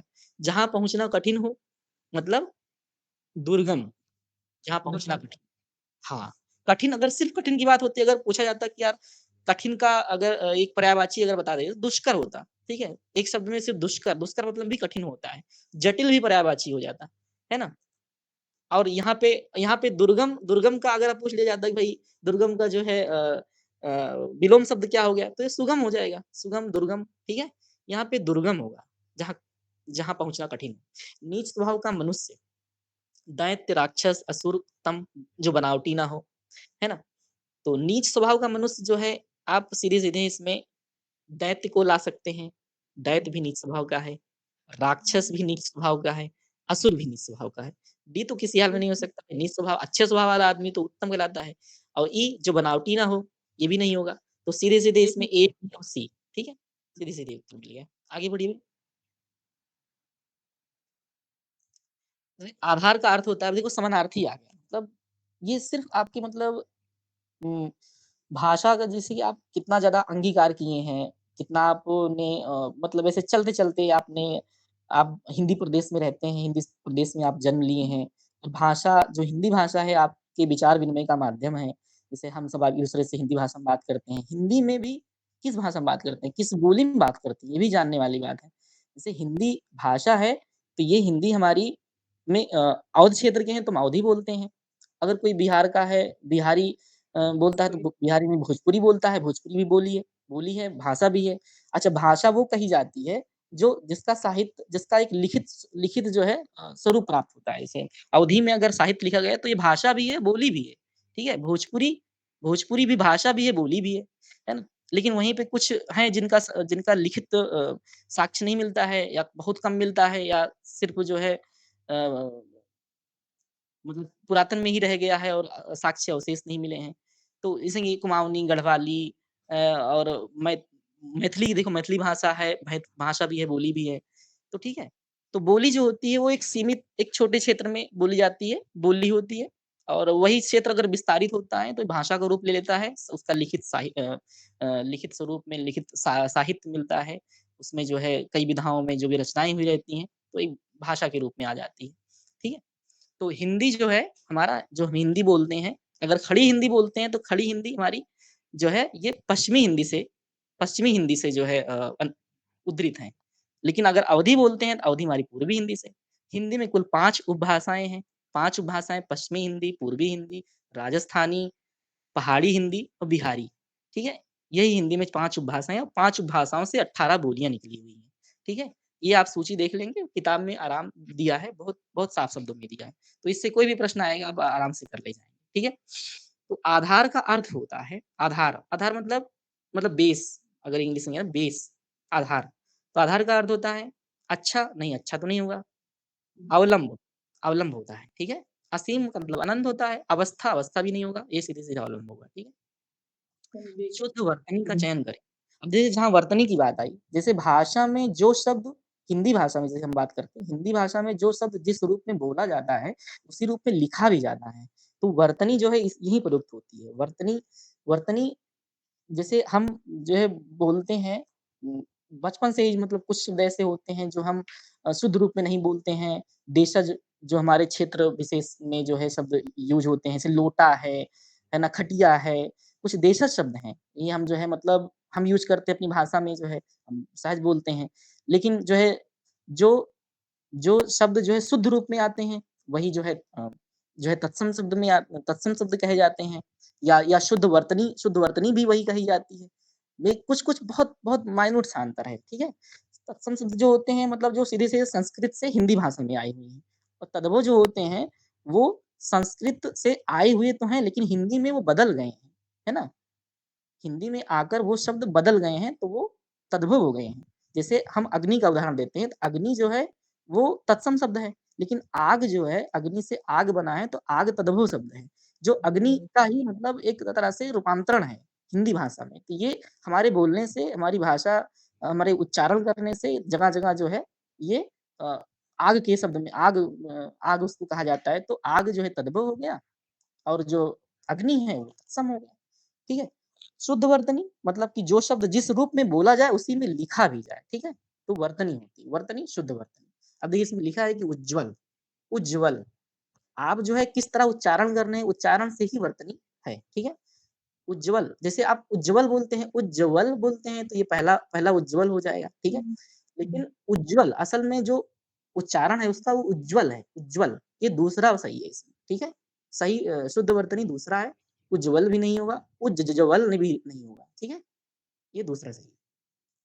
आगे भैया चलिए। कंफ्यूजन है भैया इस वाले क्वेश्चन उज्ज्वल हाँ भैया? कंफ्यूजन है उज्ज्वल वाले इसमें शुद्ध हाँ। वर्तनी देखो इसमें कन्फ्यूजन है असल में, ठीक है? कन्फ्यूजन आपकी दूर करते हैं, ये दूसरा इसमें वर्ड सही है, ठीक है? आप इसको जो है देखेंगे उज्ज्वल, उज्ज्वल जो सही शब्द लिखा जाता है, दूसरा वाला लिखा जाता है, ठीक है? ये पहला भी नहीं है, ये तीसरा भी नहीं है, ये चौथा भी नहीं। पहले आपको कन्फ्यूजन होगी पहले में और दूसरे में, क्योंकि आम तौर पे जो गलती होती है वो उज्ज्वल लिखने में होती है। जैसे पहला वाला आप उज्ज्वल लिखते हो, उज्ज्वल, लेकिन उच्चारण जो होता है उज्ज्वल है, उज्ज्वल। जैसे आप मैंने कहा ना उच्चारण से ही वर्तनी है। जैसे आप उच्चरित करते हैं वही शुद्ध वर्तनी होती है, उज्ज्वल। तो ये डबल जा वाला जो है ना ये सही होगा, ठीक है?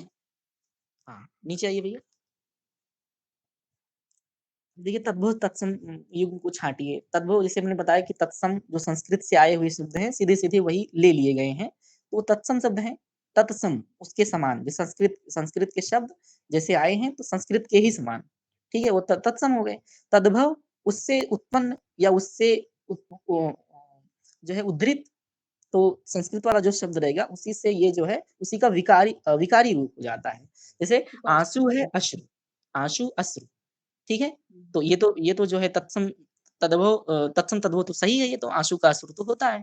अश्रु जो है ये जो है संस्कृत शब्द है और आँसू जो है इसका तद्भव, तो आँसू अश्रु हो गया। परसों का परश्व हो गया, ठीक है? परश्वा होता है ना, परश्व इसमें लिखा है, लेकिन परश्व होगा, ठीक है? हिया, हिया हार, हिया मतलब होता है हृदय और हार का होता है हार तो आभूषण है। तो हिया हार ना हो कि हिया हार यही गलत है, ठीक है? पाँव पाद, पाँव का जो है पाद, पाद जो संस्कृत में देखो यूज़ होता है पाद, पादः पादः, है ना? तो ये जो है 3 पहला, दूसरा और चौथा सही है और तीसरा गलत है, तो अशुद्ध तीसरा है, ठीक है? ही आहार हो जाएगा, ठीक? आगे बढ़िए।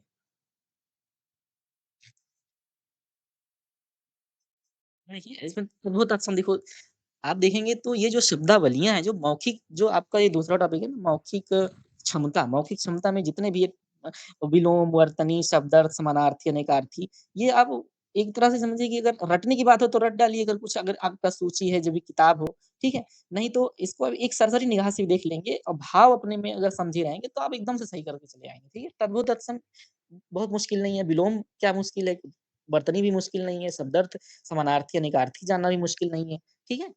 तत्सम, तत्सम, तद्भव, देशज, विदेशज। आपको ये छाँटना है कि इसमें से कौन-सा शब्द जो है तत्सम है, कौन-सा तद्भव है।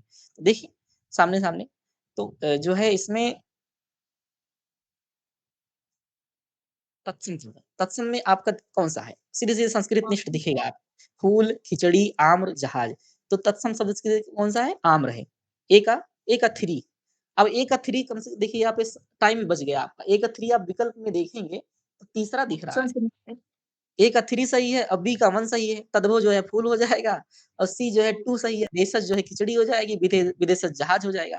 तो ये जो आपने बताया ना कि एक उत्तर आपने अगर सही तलाश लिया तो पुट वाले क्वेश्चन सही करने में आपको बिल्कुल भी देर नहीं लगेगी। तुरंत सही करेंगे एक झटके में, ठीक है? ये तीसरा सही है और एक डी आपने मिला लिया। कोई और सही हो ही नहीं सकता है, ठीक है? तत्सम आपने एक छाँट लिया, हाँ, तत्सम आम रहे। आगे बढ़िए भैया। छायावाद के कवि हैं, आपने आधुनिक काल पढ़ा है कविता आपने मैंने नाम लिया कि हाँ, भारतेंदु हरिश्चंद्र, है ना? और उसके बाद प्रताप नारायण मिश्र, आपने निबंध पढ़े होंगे प्रताप नारायण मिश्र और जो है सरदार पूर्ण सिंह, बाल मुकुंद गुप्त, नव्य प्रसाद द्विवेदी का नाम सुने हैं, हजार प्रसाद द्विवेदी, है ना? ये जो रचनाकार जो आधुनिक काल के आ रहे हैं, ये युगानुरूप आपने पढ़ा भी होगा कि शुरुआत में भारतेंदु युग, फिर द्विवेदी युग के बाद छायावाद, छायावाद के बाद छायावादोत्तर, छायावादोत्तर के बाद प्रगतिवाद, फिर प्रयोगवाद के बाद जो है नई कविता। तो ये आपके हिंदी साहित्य में अगर आपने पीछे विगत क्लासों में जो है पढ़ा है, तो वो आपके साहित्य से ही संबंधित है। साहित्य से, आधुनिक काल से। को भी ठीक ठीक है, छायावाद के कवि हैं, अब सीधे-सीधे कब पूछ रहा है कि छायावाद के कवि हैं कौन? तो ये काल के जो है अनुरूप जो है आप कवियों की पहचान कर लीजिए, है ना? भारतेंदु युग का ही पूछ सकता था, भारतेंदु युग के जो है कवि कौन है या लेखक कौन है, नाम दे देता 4 लोगों का, ठीक है? द्विवेदी युग का पूछ लेता। अभी छायावाद का पूछा है, तो छायावाद का आपने सीधे-सीधे सामने प्रसाद देवी कुंत निराला, ये तो मेन मेन तो जो है क्वेश्चन ही रॉन्ग लगता है। ठीक है? प्रसाद वर्मा निराला। ठीक है, ए, बी और डी, ये तीसरा सही है। हाँ भैया क्या कह रहे हैं? क्या हुआ? इसमें तीसरा विकल्प सही है। इसमें जो है, ठीक है, आगे बढ़िए भैया। देखिए आपके लिए जो बुक है ना, जो किताब आपको सीईटी के लिए, अगर आपको एक अभी ज़्यादा समय भी नहीं है, सामान्य हिंदी की जो बुक है ना लुसेंट की, उसमें पीछे दिया भी है। पीछे मतलब साहित्य का एक छोटा-सा ओवरव्यू दिया है। उसमें कई काल रूप जो है मतलब रचनाकारों के नाम भी हैं, उनकी जो रचनाएँ हैं वो भी दिया है। ठीक है? कुछ साहित्य की भी है और शुरू-शुरू में जो है व्याकरण का पूरा दिया है। वो बुक बहुत काम की है। ठीक है? अगर हो तो उसको ले लेना, बाद के लिए भी भविष्य में भी आपके बहुत काम आएगी। ठीक है? तो ये सारी चीज़ें उसमें मिल जाएँगी कि रचना रचना से संबंधित और युग से संबंधित जितने भी कवि हों, कवि अगर लेखक जो भी हैं, उनकी रचनाएँ जो हैं, आपको सीधे-सीधे मिल जाएँगी। लिखा है कि कविता क्या है? कविता क्या है? किसने लिखा है? कविता क्या है? एक निबंध है। ये निबंध किसने लिखा है? आचार्य रामचंद्र शुक्ल ने लिखा है। पद्मावत आपने पढ़ा होगा। पद्मावत आपने इंटर में मतलब हाँ, पद्मावत आपने पढ़ा होगा कि किसने लिखा है? मलिक मोहम्मद जायसी होगा। रुकोगी नहीं राधिका। ये देखो एकदम से रिलेवेंट क्वेश्चन है। मतलब ये नए रचनाकारों में उषा प्रियंवदा लिखी है इसको। ए लड़की कृष्णा शुक्ल। तो सीधे-सीधे इसमें आप 2 क्वेश्चन अगर आपने तलाश लिए, मान लो आपने 2 पढ़ा भी नहीं है, रुकोगी नहीं राधिका नहीं पढ़ी, ए लड़की नहीं पढ़ी। ये तो आपने कविता क्या है आप जान रहे हैं, एक अट्टू। एक अट्टू आपने जान लिया। लेकिन देखिए अ, बी का 1 बी का 1 एक अट्टू। 2 विकल्प ऐसे आ रहे हैं देखो 1 और 2 ए 1 और 2 जो है सेम तरह के हैं। लेकिन आपको यहाँ पे 50% प्रोबेबिलिटी है कि अगर आपको नहीं पता है तो आप सही भी हो सकता है या गलत भी हो सकता है। तो कोई बात नहीं, आपको मतलब चांसेस आपके ज़्यादा बनेंगे कि हाँ, आप सही करें, ठीक है? सी और डी में कन्फ्यूजन आ रही है। हाँ, किसमें? सी और डी में? हाँ, सी और डी में कन्फ्यूज़न आ रही है। कुछ ऐसे मतलब कंडीशंस रहती हैं कि आपको एकदम से नहीं पता है, वहाँ पे आपको लगाना पड़ेगा कि हाँ, ठीक है लगा देते हैं, कोई एक चुन के लगा देते हैं। सी का तो 4 खैर सही है, ठीक है? दूसरा सही होगा इसमें। आगे भी बढ़िए। सही। देखिए इसमें निम्नलिखित में से कौन कार्यालयी पत्र नहीं है? कार्यालयी पत्र कौन नहीं है? प्रार्थना पत्र, संपादक के नाम पत्र, प्रेस विज्ञप्ति, निमंत्रण पत्र। तो कार्यालयी पत्र मतलब कार्यालय से संबंधित पत्र। पत्र लेखन की जहाँ बात आई कि पत्र लेखन उसमें जो है प्रार्थना पत्र आप शुरू से लिखते रहे हैं छुट्टी माँगने के लिए प्रार्थना पत्र। जो आप बहुत ब्रॉड नहीं पढ़ना है कि जो है जैसे आरओ की जैसे यहाँ पर अब जो बड़े एग्ज़ाम हैं, इन सब में जो है पत्रकारिता से संबंधित जो है बहुत सारे प्रश्न पूछे जाते हैं क्योंकि वो ऑफ़िस वर्क होता है उनका, ठीक है? तो आप जो है जो छोटी क्लासों से पढ़ते आए हैं उतने तक ही आपको सीमित रखना है। आप जैसे कि प्रार्थना पत्र आप लिखते आए हैं, अखबार अखबार नवीसी की बात हो तो उसमें संपादक के नाम पत्र, कार्यालय से संबंधित, तो ऑफ़िस से संबंधित और प्रेस विज्ञप्ति ये भी कार्यालय से ही संबंधित है। तो सीधे-सीधे हो गया। चौथा इसमें गलत है, निमंत्रण पत्र जो होता है वो व्यावहारिक वो व्यक्तिगत होता है भई, है ना? तो वो कार्यालय कोई इसमें वैसा हस्तक्षेप नहीं है उसका। तो ठीक है, निमंत्रण पत्र होगा इसमें चौथा सही। आगे बढ़िए। आँखों में खटकना मुहावरे का अर्थ है। अब देखो मुहावरा आ गया, मुहावरा लोकोक्ति। मुहावरा जो है मतलब जैसे बोलचाल की आम भाषा में अपने शब्द को, अपनी भाषा को और ज़्यादा प्रभावी बनाने के लिए लोग मुहावरे बोलते हैं, है ना? मुहावरा बोल दिया, अरे यार श्री गणेश, चलो यार श्री गणेश करते हैं। मतलब शुरू कर मतलब हम ना सहज अपने हम मतलब बोलचाल में ही हमारे सम्मिलित है ना? बड़ा यार ईद का चाँद हो गए, बड़े भाई दिखाई नहीं दिए। तो ये आपकी मतलब आपके सहज व्यवहार में ही है ये, शुरू से ही। आप ऐसा मतलब जान समझ रहे हैं और कुछ जो नहीं पता है उसको आप पढ़ रहे हैं, ठीक है? आँखों में खटकना, सीधे-सीधे आप समझ रहे हैं कि यार आँखों में खटकने का क्या अर्थ है? बुरा लगना, है ना? बुरा इच्छा लगता है। पूरी करना? नहीं, बिल्कुल नहीं। आँसू आ जाना? नहीं। धीरज बँधाना? नहीं। क्या गया? बुरा लगना। आँखों में खटकना मतलब बुरा लगना। तो सीधे-सीधे तीसरा सही है इसमें। लोकोक्ति होती है कि लोक में लोगों के द्वारा कही गई उक्ति। लोकोक्ति और मुहावरे में अंतर है। लोकोक्ति और मुहावरे में अंतर क्या है? जैसे कि जैसे आप बोलते हैं कि अधजल गगरी छलकत जाए। ऐसा लोग कहते हैं, कहावत है, लोकोक्ति लोग में कही जाती है, ठीक है? 9 दिन चले अढ़ाई कोस, है ना? और जो है अधजल गगरी छलकत जाए और जो है और कौन-सी हुई? लोकोक्ति हम कुछ एक मिनट में बता देता हूँ। एक मुहावरा है, थोसा चना बाजे घना। हाँ, थोता चना वही जैसे कहावतों लोकोक्त में आता है, जैसे ना कि अंधों में काना राजा, ठीक है? हाँ, ये भी लोकोक्ति है ना? और अब पछताए होत क्या जब चिड़िया चुग गई खेत, है ना? हुँ, ये भी लोकोक्ति है।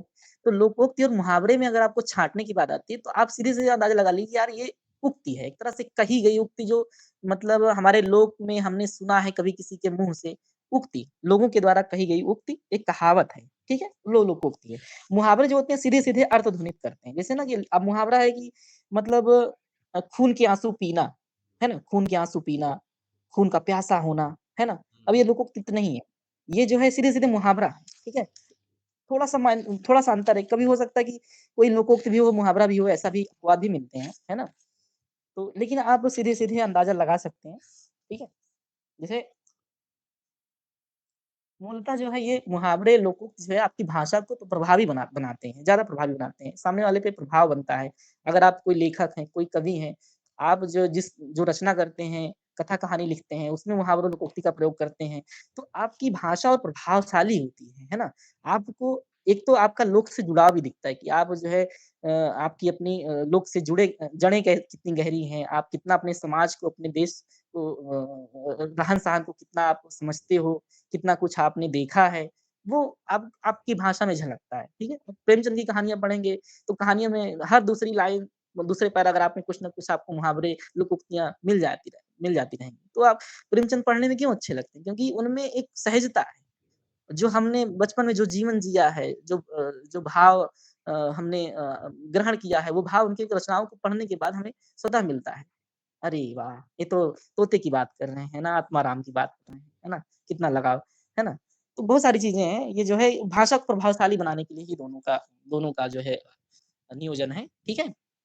कालाक्षर भैंस बराबर, ये सीधे-सीधे मुहावरा है, कालाक्षर भैंस बराबर मतलब निरक्षर होना, ठीक है? चोर की दाढ़ी में तिनका, ये भी एकदम चोर की दाढ़ी में तिनका, अपराधी स्वयं भयभीत होता है, जिसकी लाठी उसकी भैंस, जिसकी लाठी उसकी भैंस मतलब शक्तिशाली का काम हर जगह, साँच को आँच नहीं, जो सच्चा है उसे क्या डर, ठीक है? सीधे-सीधे आप इसमें लगा सकते हैं।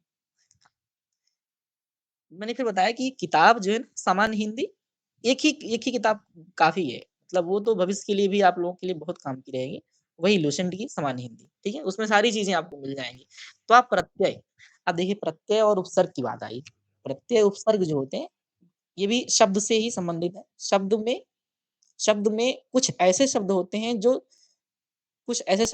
जो उसके आगे लग के उस शब्द का जो है मतलब अर्थ बदल देते हैं या उसके अर्थ को बढ़ा देते हैं। और कुछ शब्द होते हैं जिनमें पीछे लग के कुछ शब्द जो है उसके अर्थ को जो है बढ़ा दे मतलब उसका अर्थ अलग ध्वनित करते हैं। तो जो आगे लगते हैं, जैसे उपसर्ग जो होता है, उपसर्ग में जैसे अनु जो है मतलब अनु मतलब आगे आगे जो लगता है, अनुगामी, है ना? अनुगामी अनुत्तरित, है ना? अनुकूल सर में जो है एक उपसर्ग उपसर्ग पहले लगता है, प्रत्यय बाद में लगता है। तो प्रत्यय प्रत्यय जैसे है ना कि लिखा आई, आई में लिखाई, पढ़ाई, बुनाई, कटाई, है ना? आवट, आवट आगे आवत प्रत्यय लग गया तो लिखावट, सजावट, बुनावट, है ना? प्रत्यय बाद में लगते हैं, उपसर्ग पहले लगता है, उपसर्ग पहले प्रत्यय बाद में। तो इसमें कह रहा है कि अस्तित्व, वाणिज्य, व्यक्तित्व, स्वास्थ्य, सतता। तो प्रत्यय तो आप जान रहे हैं कि जो है वो बाद में लगेगी। तो अस्तित्व ये पहला हो गया, ए वाला सही है और व्यक्तित्व तो बाद में आ रहा है तो ये सी सही है। ए और सी सही है, आप सीधे-सीधे लगा सकते हैं। ठीक है, तीसरा ऑप्शन सही है। ऑप्शन पहले प्रत्यय बाद में इतना आप समझे रहिए और सीधे-सीधे आप शब्दों की पकड़ में आ जाएँगे। ठीक है? चंद्रपान व्यक्ति अच्छे कर्म करता है, इस वाक्य में विशेषण क्या है? विशेषण, अब देखो विशेषण की बात आ गई। अब संज्ञा, सर्वनाम, विशेषण, क्रिया मुख्य रूप से जो 4 शब्द वाक्य रचना में जो ये 4 चारों का प्रयोग है, आपने पढ़ा है। तो एक मिनट इसमें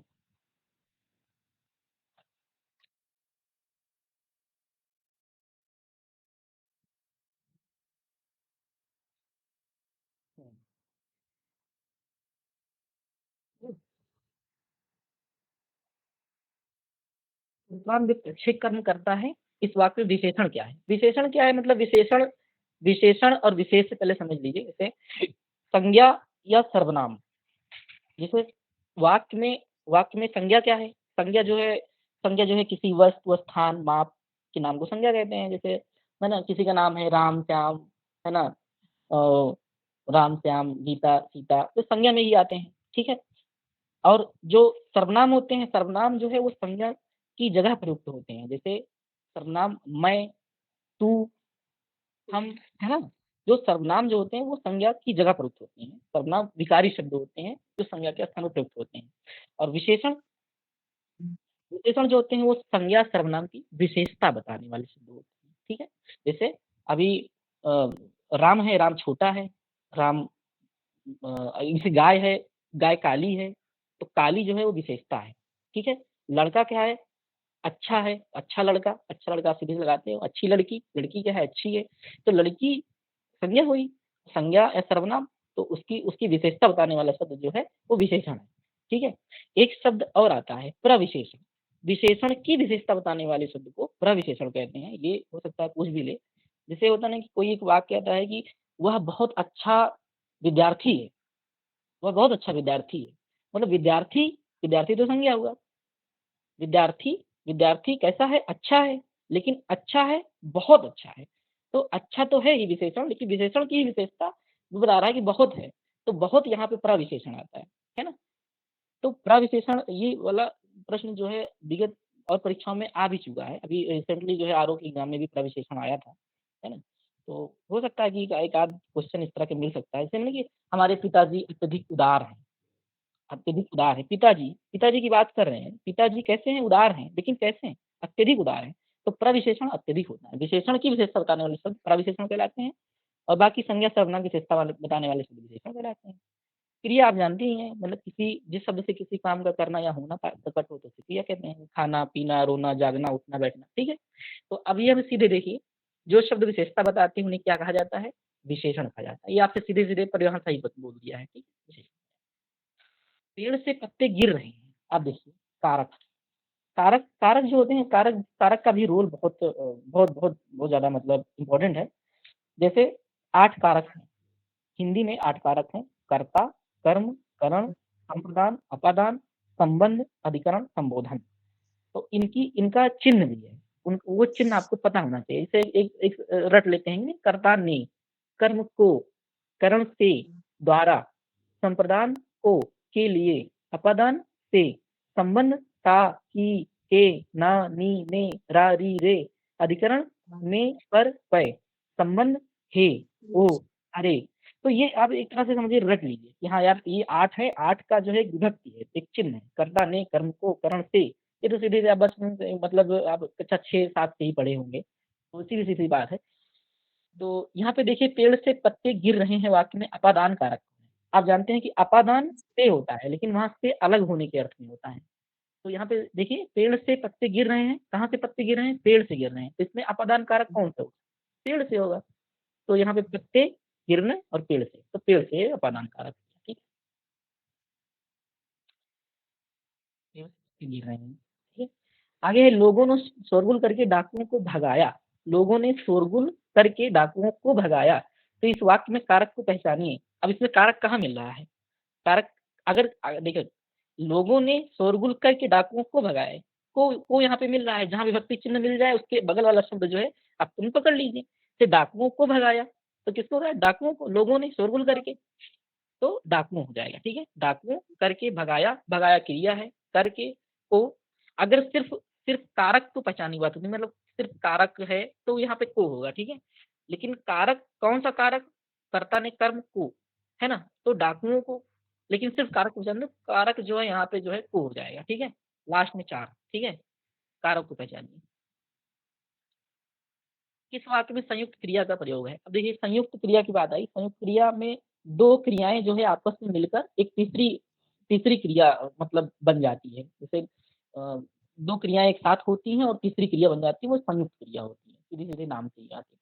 लेकिन देखिए, यहाँ पे दिया है कि प्रिया खाना खा रही है, प्रिया गाना गा रही है, प्रिया वीणा बजा सकती है, प्रिया दौड़ रही है। लेकिन यहाँ पे पहले 2 शब्द, पहले जो 2 वाक्य आते हैं, दोनों वाक्य सेम ही है। खाना खा रही है, खाना खाना खाना और रही है, ये भी क्रिया ही है। खाना खा रही है, ये भी क्रिया है, गा रही है, ये भी क्रिया है। ये दोनों सही है, लेकिन बाद के दोनों जो है गलत की श्रेणी में आएंगे। प्रिया वीणा बजा सकती है, इसमें एक कंडीशन कंडीशन नुमा दे रहा है कि बजा सकती है ना, कर नहीं रही है, बजा नहीं रही है, ठीक है, क्रिया दौड़ रही है, एक वाक्य। इसमें पहला दो सही है, मैंने इस पे ध्यान दिया था, थोड़ा सा ये मुझे कंफ्यूजन लगा था। दो क्रियाएं एक साथ होती हैं, इसमें तीसरी क्रिया बनती है, वो संयुक्त क्रिया होती है। हो सकता है कि ये कुछ त्रुटि में गया हो, है ना। तो मुझे इसमें जो सही लगा, प्रिया खाना खा रही है ये भी सही है, गाना गा रही है ये भी सही है, ठीक है।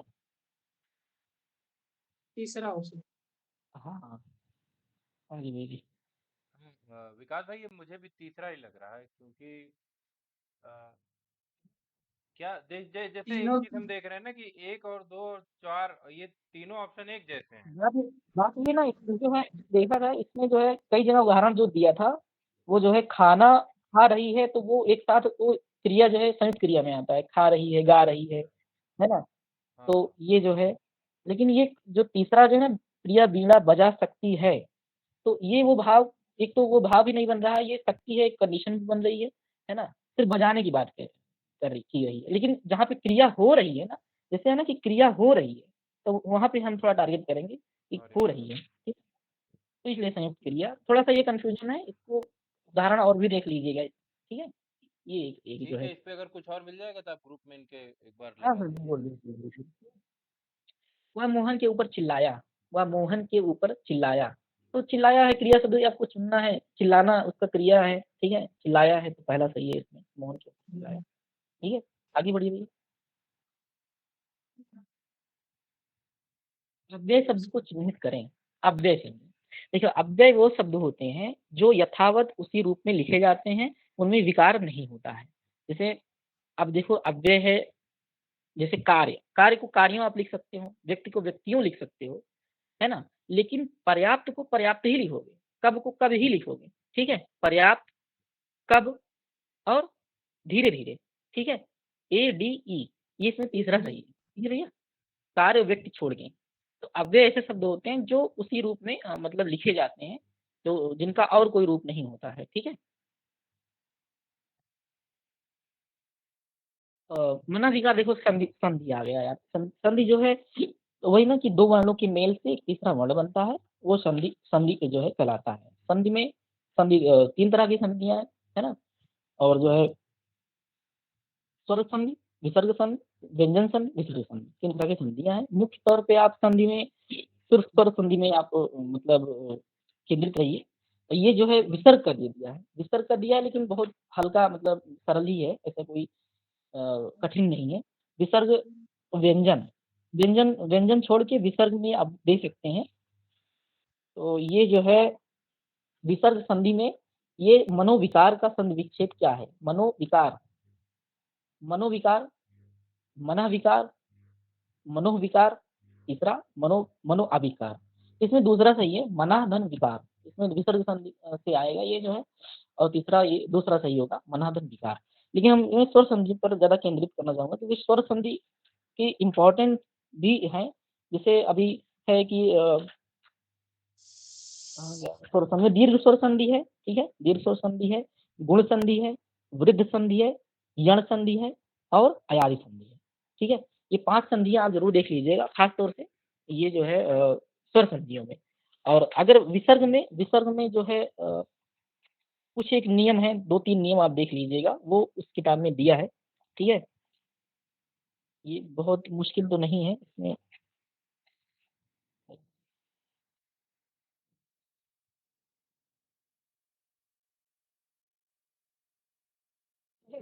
संधि जो है, संधि जो है आप देख लीजिएगा, स्वर संधि पे आप केंद्रित रहेंगे तो भी आप आराम से कर ले जाएंगे, ठीक है।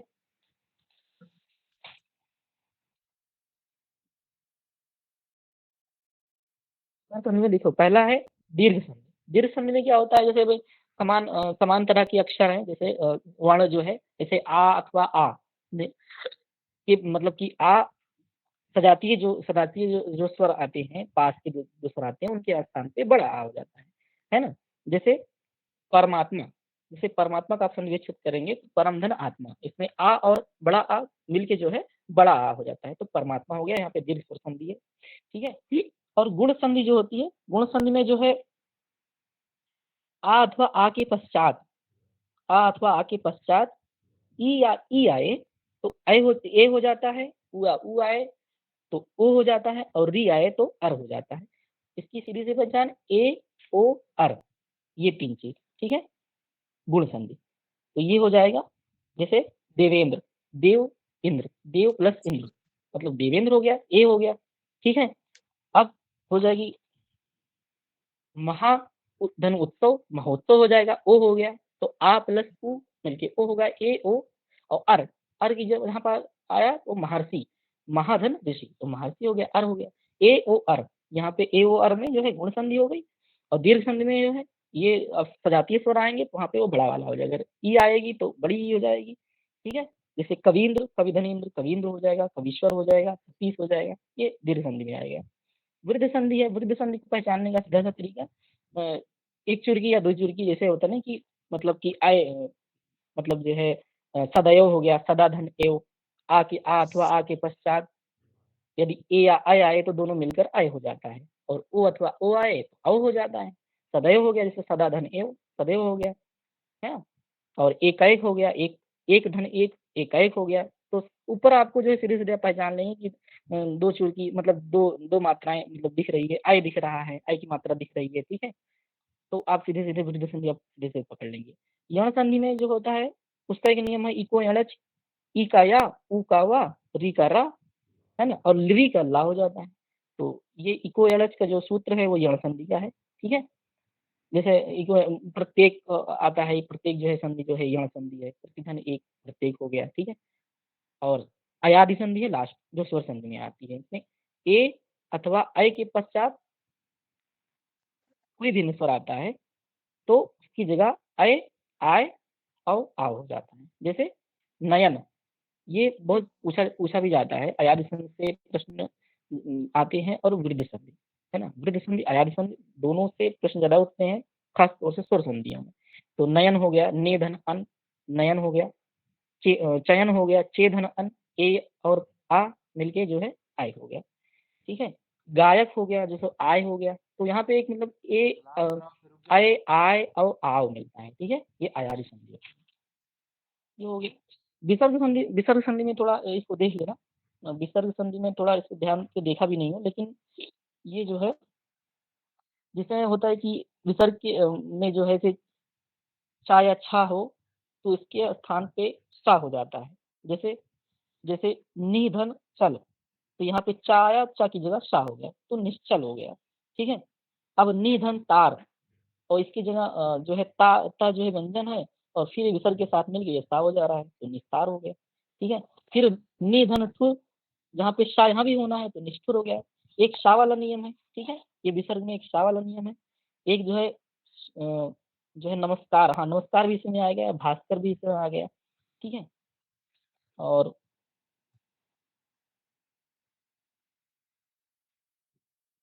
देखिए मूल तौर पे देखो इसमें जो दिया है किताब में इसको देख लेना, विसर्ग संधि खास तौर से, ठीक है। लेकिन ये स्वर संधि पे भी केंद्रित रहना, ठीक है।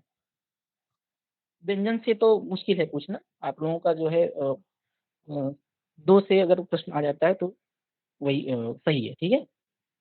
लघुधर्म ऊर्मी का उचित शब्द चुनिए। अब ये देखो लघुधर्म ऊर्मी, ये भी किसे दिया गया है, ये स्वर संधि का है। लघुर्मी, लघुर्मी, लघुर्मी या लघुमी, तो ऊ धन ऊ मिलके बड़ी हो जाएगा, तो लघुर्मी हो जाएगा। इसमें जो है दूसरा सही है, ठीक है। ये ऊ बड़ा ऊ हो जाएगा, ये स्वर संधि मतलब दीर्घ स्वर संधि से आ रहा है, ठीक है। ऊ और ऊ मिलके बड़ा ऊ है, ये दीर्घ स्वर संधि है। उस तरह इसमें कौन से स्वर संधि है, तो दीर्घ स्वर संधि है। आगे बढ़िए। रंगन पानी राखिए बिन पानी सपून, पानी गए न उबरे मोती माने छान। अब देखिए छंद, छंद छंद जो होते हैं, छंद जैसे मात्राओं, यति, गति, लय, तुक से बद्ध एक रचना जो छंद कहलाती है। छंद जो है सुनने पे खुशी प्राप्त होती है, मुख्य तौर पे जिसकी परिभाषा आती है छंद। तो छंद जो है, अब आप में से वर्णिक छंद है, मात्रिक छंद है, और मात्रिक छंद में जो है ये दोहा, सोरठा, चौपाई, है ना, रूला, कुंडलिया, ये सारे जो है मात्रिक छंद आते हैं ना। और वर्णिक छंद जो है अलग है, मंदक्रांता, उपेन बज्रा, ये सारे जो है जो भी छंद आते हैं, ठीक है। तो मात्रिक छंद में जो मात्राओं की गिनती होती है, मात्राओं की गिनती मुख्य रूप से आप समझिए 3-4 हैं, जैसे अभी दोहा है, सोरठा है और जो है चौपाई। आप 3 जानेंगे तो भी आराम से कर ले जाएँगे। दोहा जो होता है इसमें 4 चरण होते हैं। पहले और तीसरे चरण में जो है 13-13 मात्राएँ होती हैं। दूसरे और चौथे चरण में जो है 11-11 मात्राएँ होती हैं। और सोरठा जो होता है उसमें पहले और तीसरे चरण में 11-11 मात्राएँ होती हैं। दूसरे और चौथे चरण में जो 13-13 मात्राएँ होती हैं। और जो जो है वो चौपाई होता है, चौपाई में जो है 4 चरण होते हैं, इसमें प्रत्येक चरण में 16 मात्राएँ होती हैं। तो ठीक है, ये देखो दोहा, और सोरठा और जो है ये चौपाई, मुख्य 3 जो है आपके इंटर तक जो है इससे ज़्यादा अलग तो नहीं पूछा जाएगा, है ना? तो आप इसमें सीधे-सीधे आप समझ सकते हैं, ठीक है? दोहा, सोरठा और इसमें है कि रहीमन पानी राखिए बिन पानी सब सून, पानी गए ना उबरे मोती मानुष चून। तो इसमें मात्राओं को कैसे लगाते हैं आप देखिए, है ना? रहीमन जैसे मतलब कि छोटी मात्रा जहाँ पे आ हो और मतलब कि मतलब छोटी मात्रा मतलब जहाँ पे उच्चारण जो है लघु में आए, वहाँ पे एक मात्रा लगाते हैं, ठीक है? तो एक रहीमन 1, 2, 3, 4 पानी, देखो यहाँ पे 2 मात्राएँ हैं, फिर पानी हो गया, 2-2 मात्राएँ होंगी, फिर राखिए हो गया, तो 1, 2, 3, 4, 2, 6, 2, 8, 2, 10, 11, 12, 13, तो ये 13 मात्रा देखो आ गया, आपने सीधे से पहचान लिया 13 मात्राएँ। बिनु पानी सब सून, आप दूसरे में गिने तो 11 मात्राएँ आएँगी, इसमें बिनु 1, 2, 3, 4, 5, 6, 7, 8, 9, 10, 11, दूसरे में देखो तो 11 मात्राएँ आएँगी।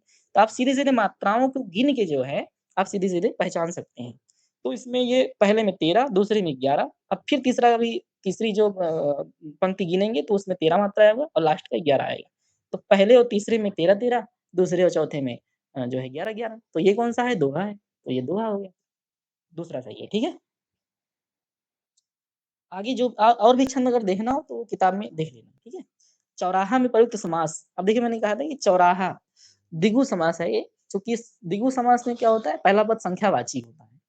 पहला पद संख्यावाची होता है, तो वो द्विगु समास में होगा। इसमें चौराहा, राहें हैं 4, तो चौराहा 4 की बात की जाए, चौराहा में प्रयुक्त समास द्विगु समास, ठीक है?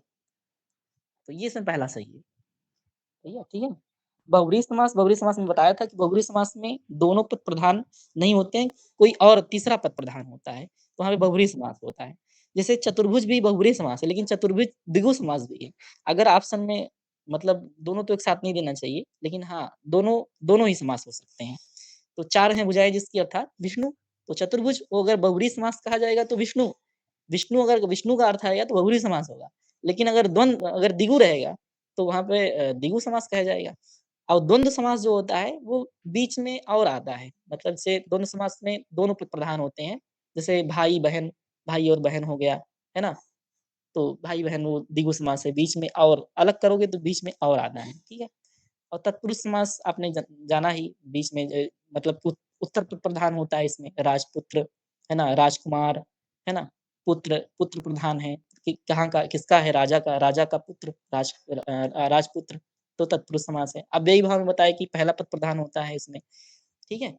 तो इस तरह समास जो भी क्रम से हैं आप देख लीजिएगा, ठीक है? ये सरल ही है, कोई मुश्किल नहीं है, ठीक है भैया?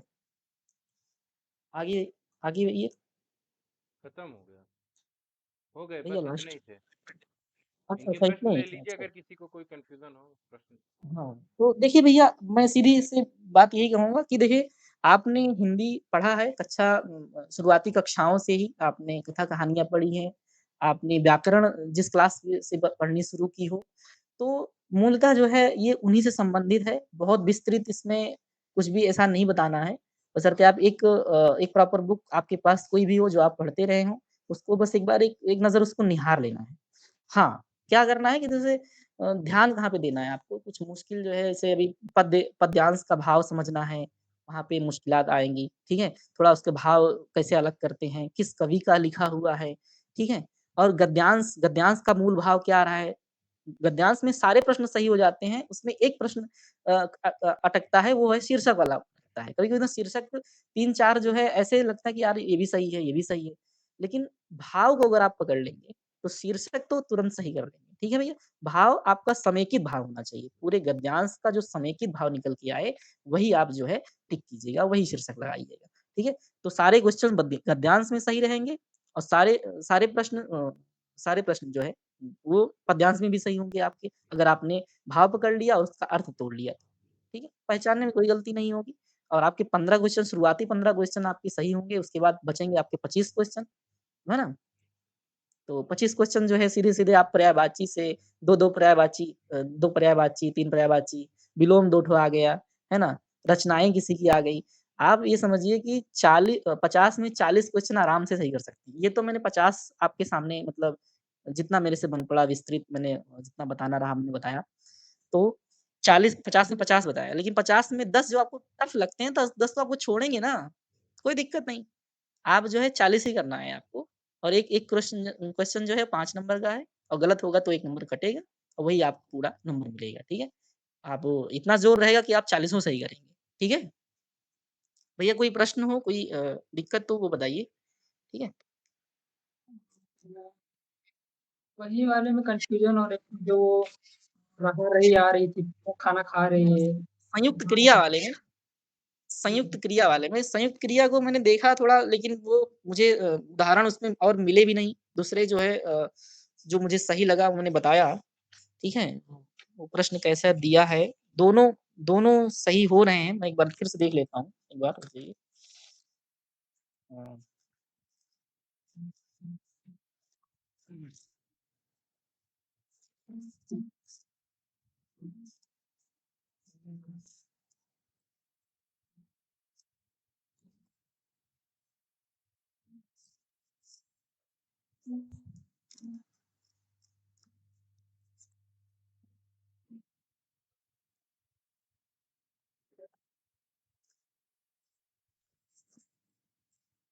देखो, इसमें दिया है सीधे-सीधे परिभाषा दी गई है कि जब कोई क्रिया 2 क्रियाओं के संयोग से निर्मित होती है, तब उसे संयुक्त क्रिया कहते हैं, ठीक है? तो जैसे होता है कि वह खाने लगा, तो यहाँ पे 2 क्रियाएँ एक साथ हो रही हैं, वो खा भी रहा है, खाने लगा, तो खाने लगा एक साथ एक जब क्रिया बनेगी तो ये संयुक्त क्रिया में आएगी। वह खाने लगा, पढ़ने दो, मुझे पढ़ने दो, इसमें उदाहरण दिया है मुझे पढ़ने दो, तो ये सीधे-सीधे संयुक्त क्रिया में आ रहा है, ठीक है? वह पेड़ से कूद पड़ा, मतलब हो गया, है ना? कूद पड़ा, तो ये एक साथ संयुक्त क्रिया में आया। मैंने किताब पढ़ ली, ठीक है? वह खेलती कूदती रहती हैं, तो खेलती भी है, कूदती भी रहती है ना? आप आते-जाते रहिए, है ना? आते-जाते रहिए, एक साथ। चिड़िया उड़ा करती हैं, उड़ती हैं, करती भी है, मतलब करती भी इसमें लिखा है, उड़ा भी लिखा है, ठीक है? चिड़िया उड़ा करती हैं। अब एक लास्ट दिया है, अब त्यागपत्र दे ही डालो, तो त्यागपत्र देना और डालना 2 क्रियाएँ एक साथ एक वाक्य में आ रही हैं, तो ये एक संयुक्त क्रिया है। कुल 5-6 उदाहरण इसमें दिए गए हैं, ठीक है? और भी मैंने उसको ये तो ज़्यादा कुछ विस्तृत मिला नहीं और ये जो है, जो मुझे सही लगा कि हाँ यार, इसमें दोनों गा रही है, खा रही है, वो उसमें ही आ रहा है, ठीक है? तो देखते हैं इस पे मुझे अगर कुछ पुख्ता मिलता है तो मैं बताता हूँ इसमें, ठीक है? और कुछ इसके अलावा भैया?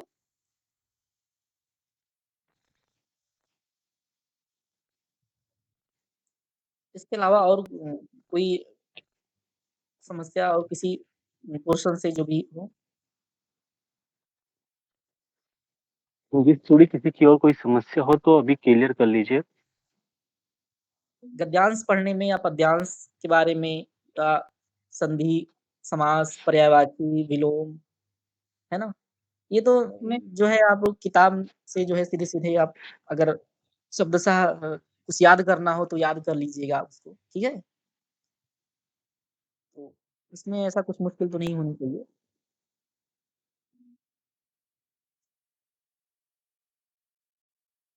ठीक भैया?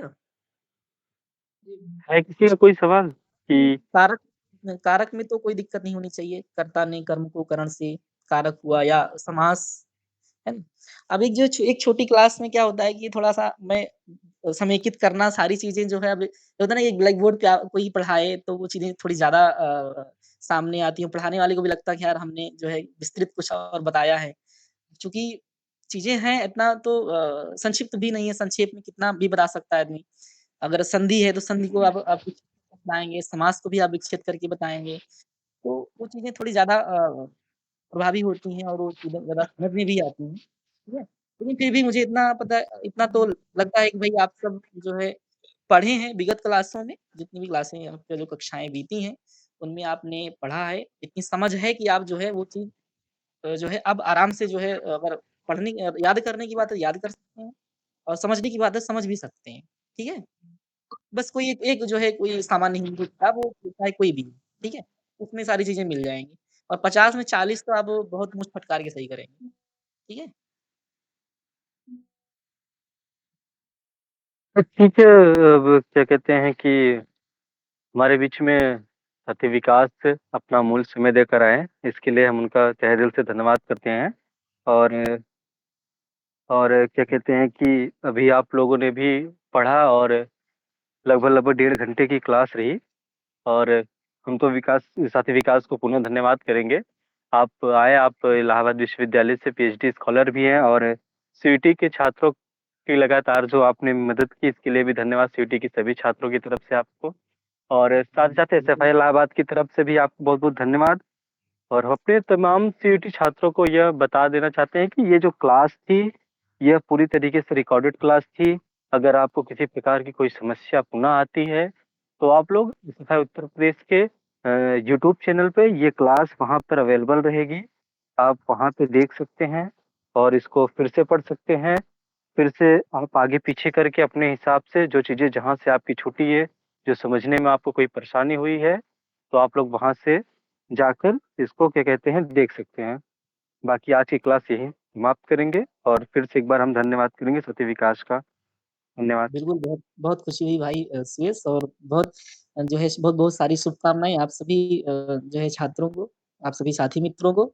आप सब बहुत मनोयोग से पूरी मेहनत से जो है एग्ज़ाम दीजिए और हिंदी भाषा का है, हिंदी भाषा समझते रहे हैं, पढ़ते रहे हैं, बहुत अच्छा करेंगे निश्चित तौर पे, कोई कन्फ्यूज़न मत रखिए, ठीक है? जो पढ़ेंगे, जो भाव भाव समझ में आएगा, जो अर्थ समझ में आएगा, उसको अ, वहाँ समझ के कायदे से अच्छे से उत्तर दीजिएगा, ठीक है?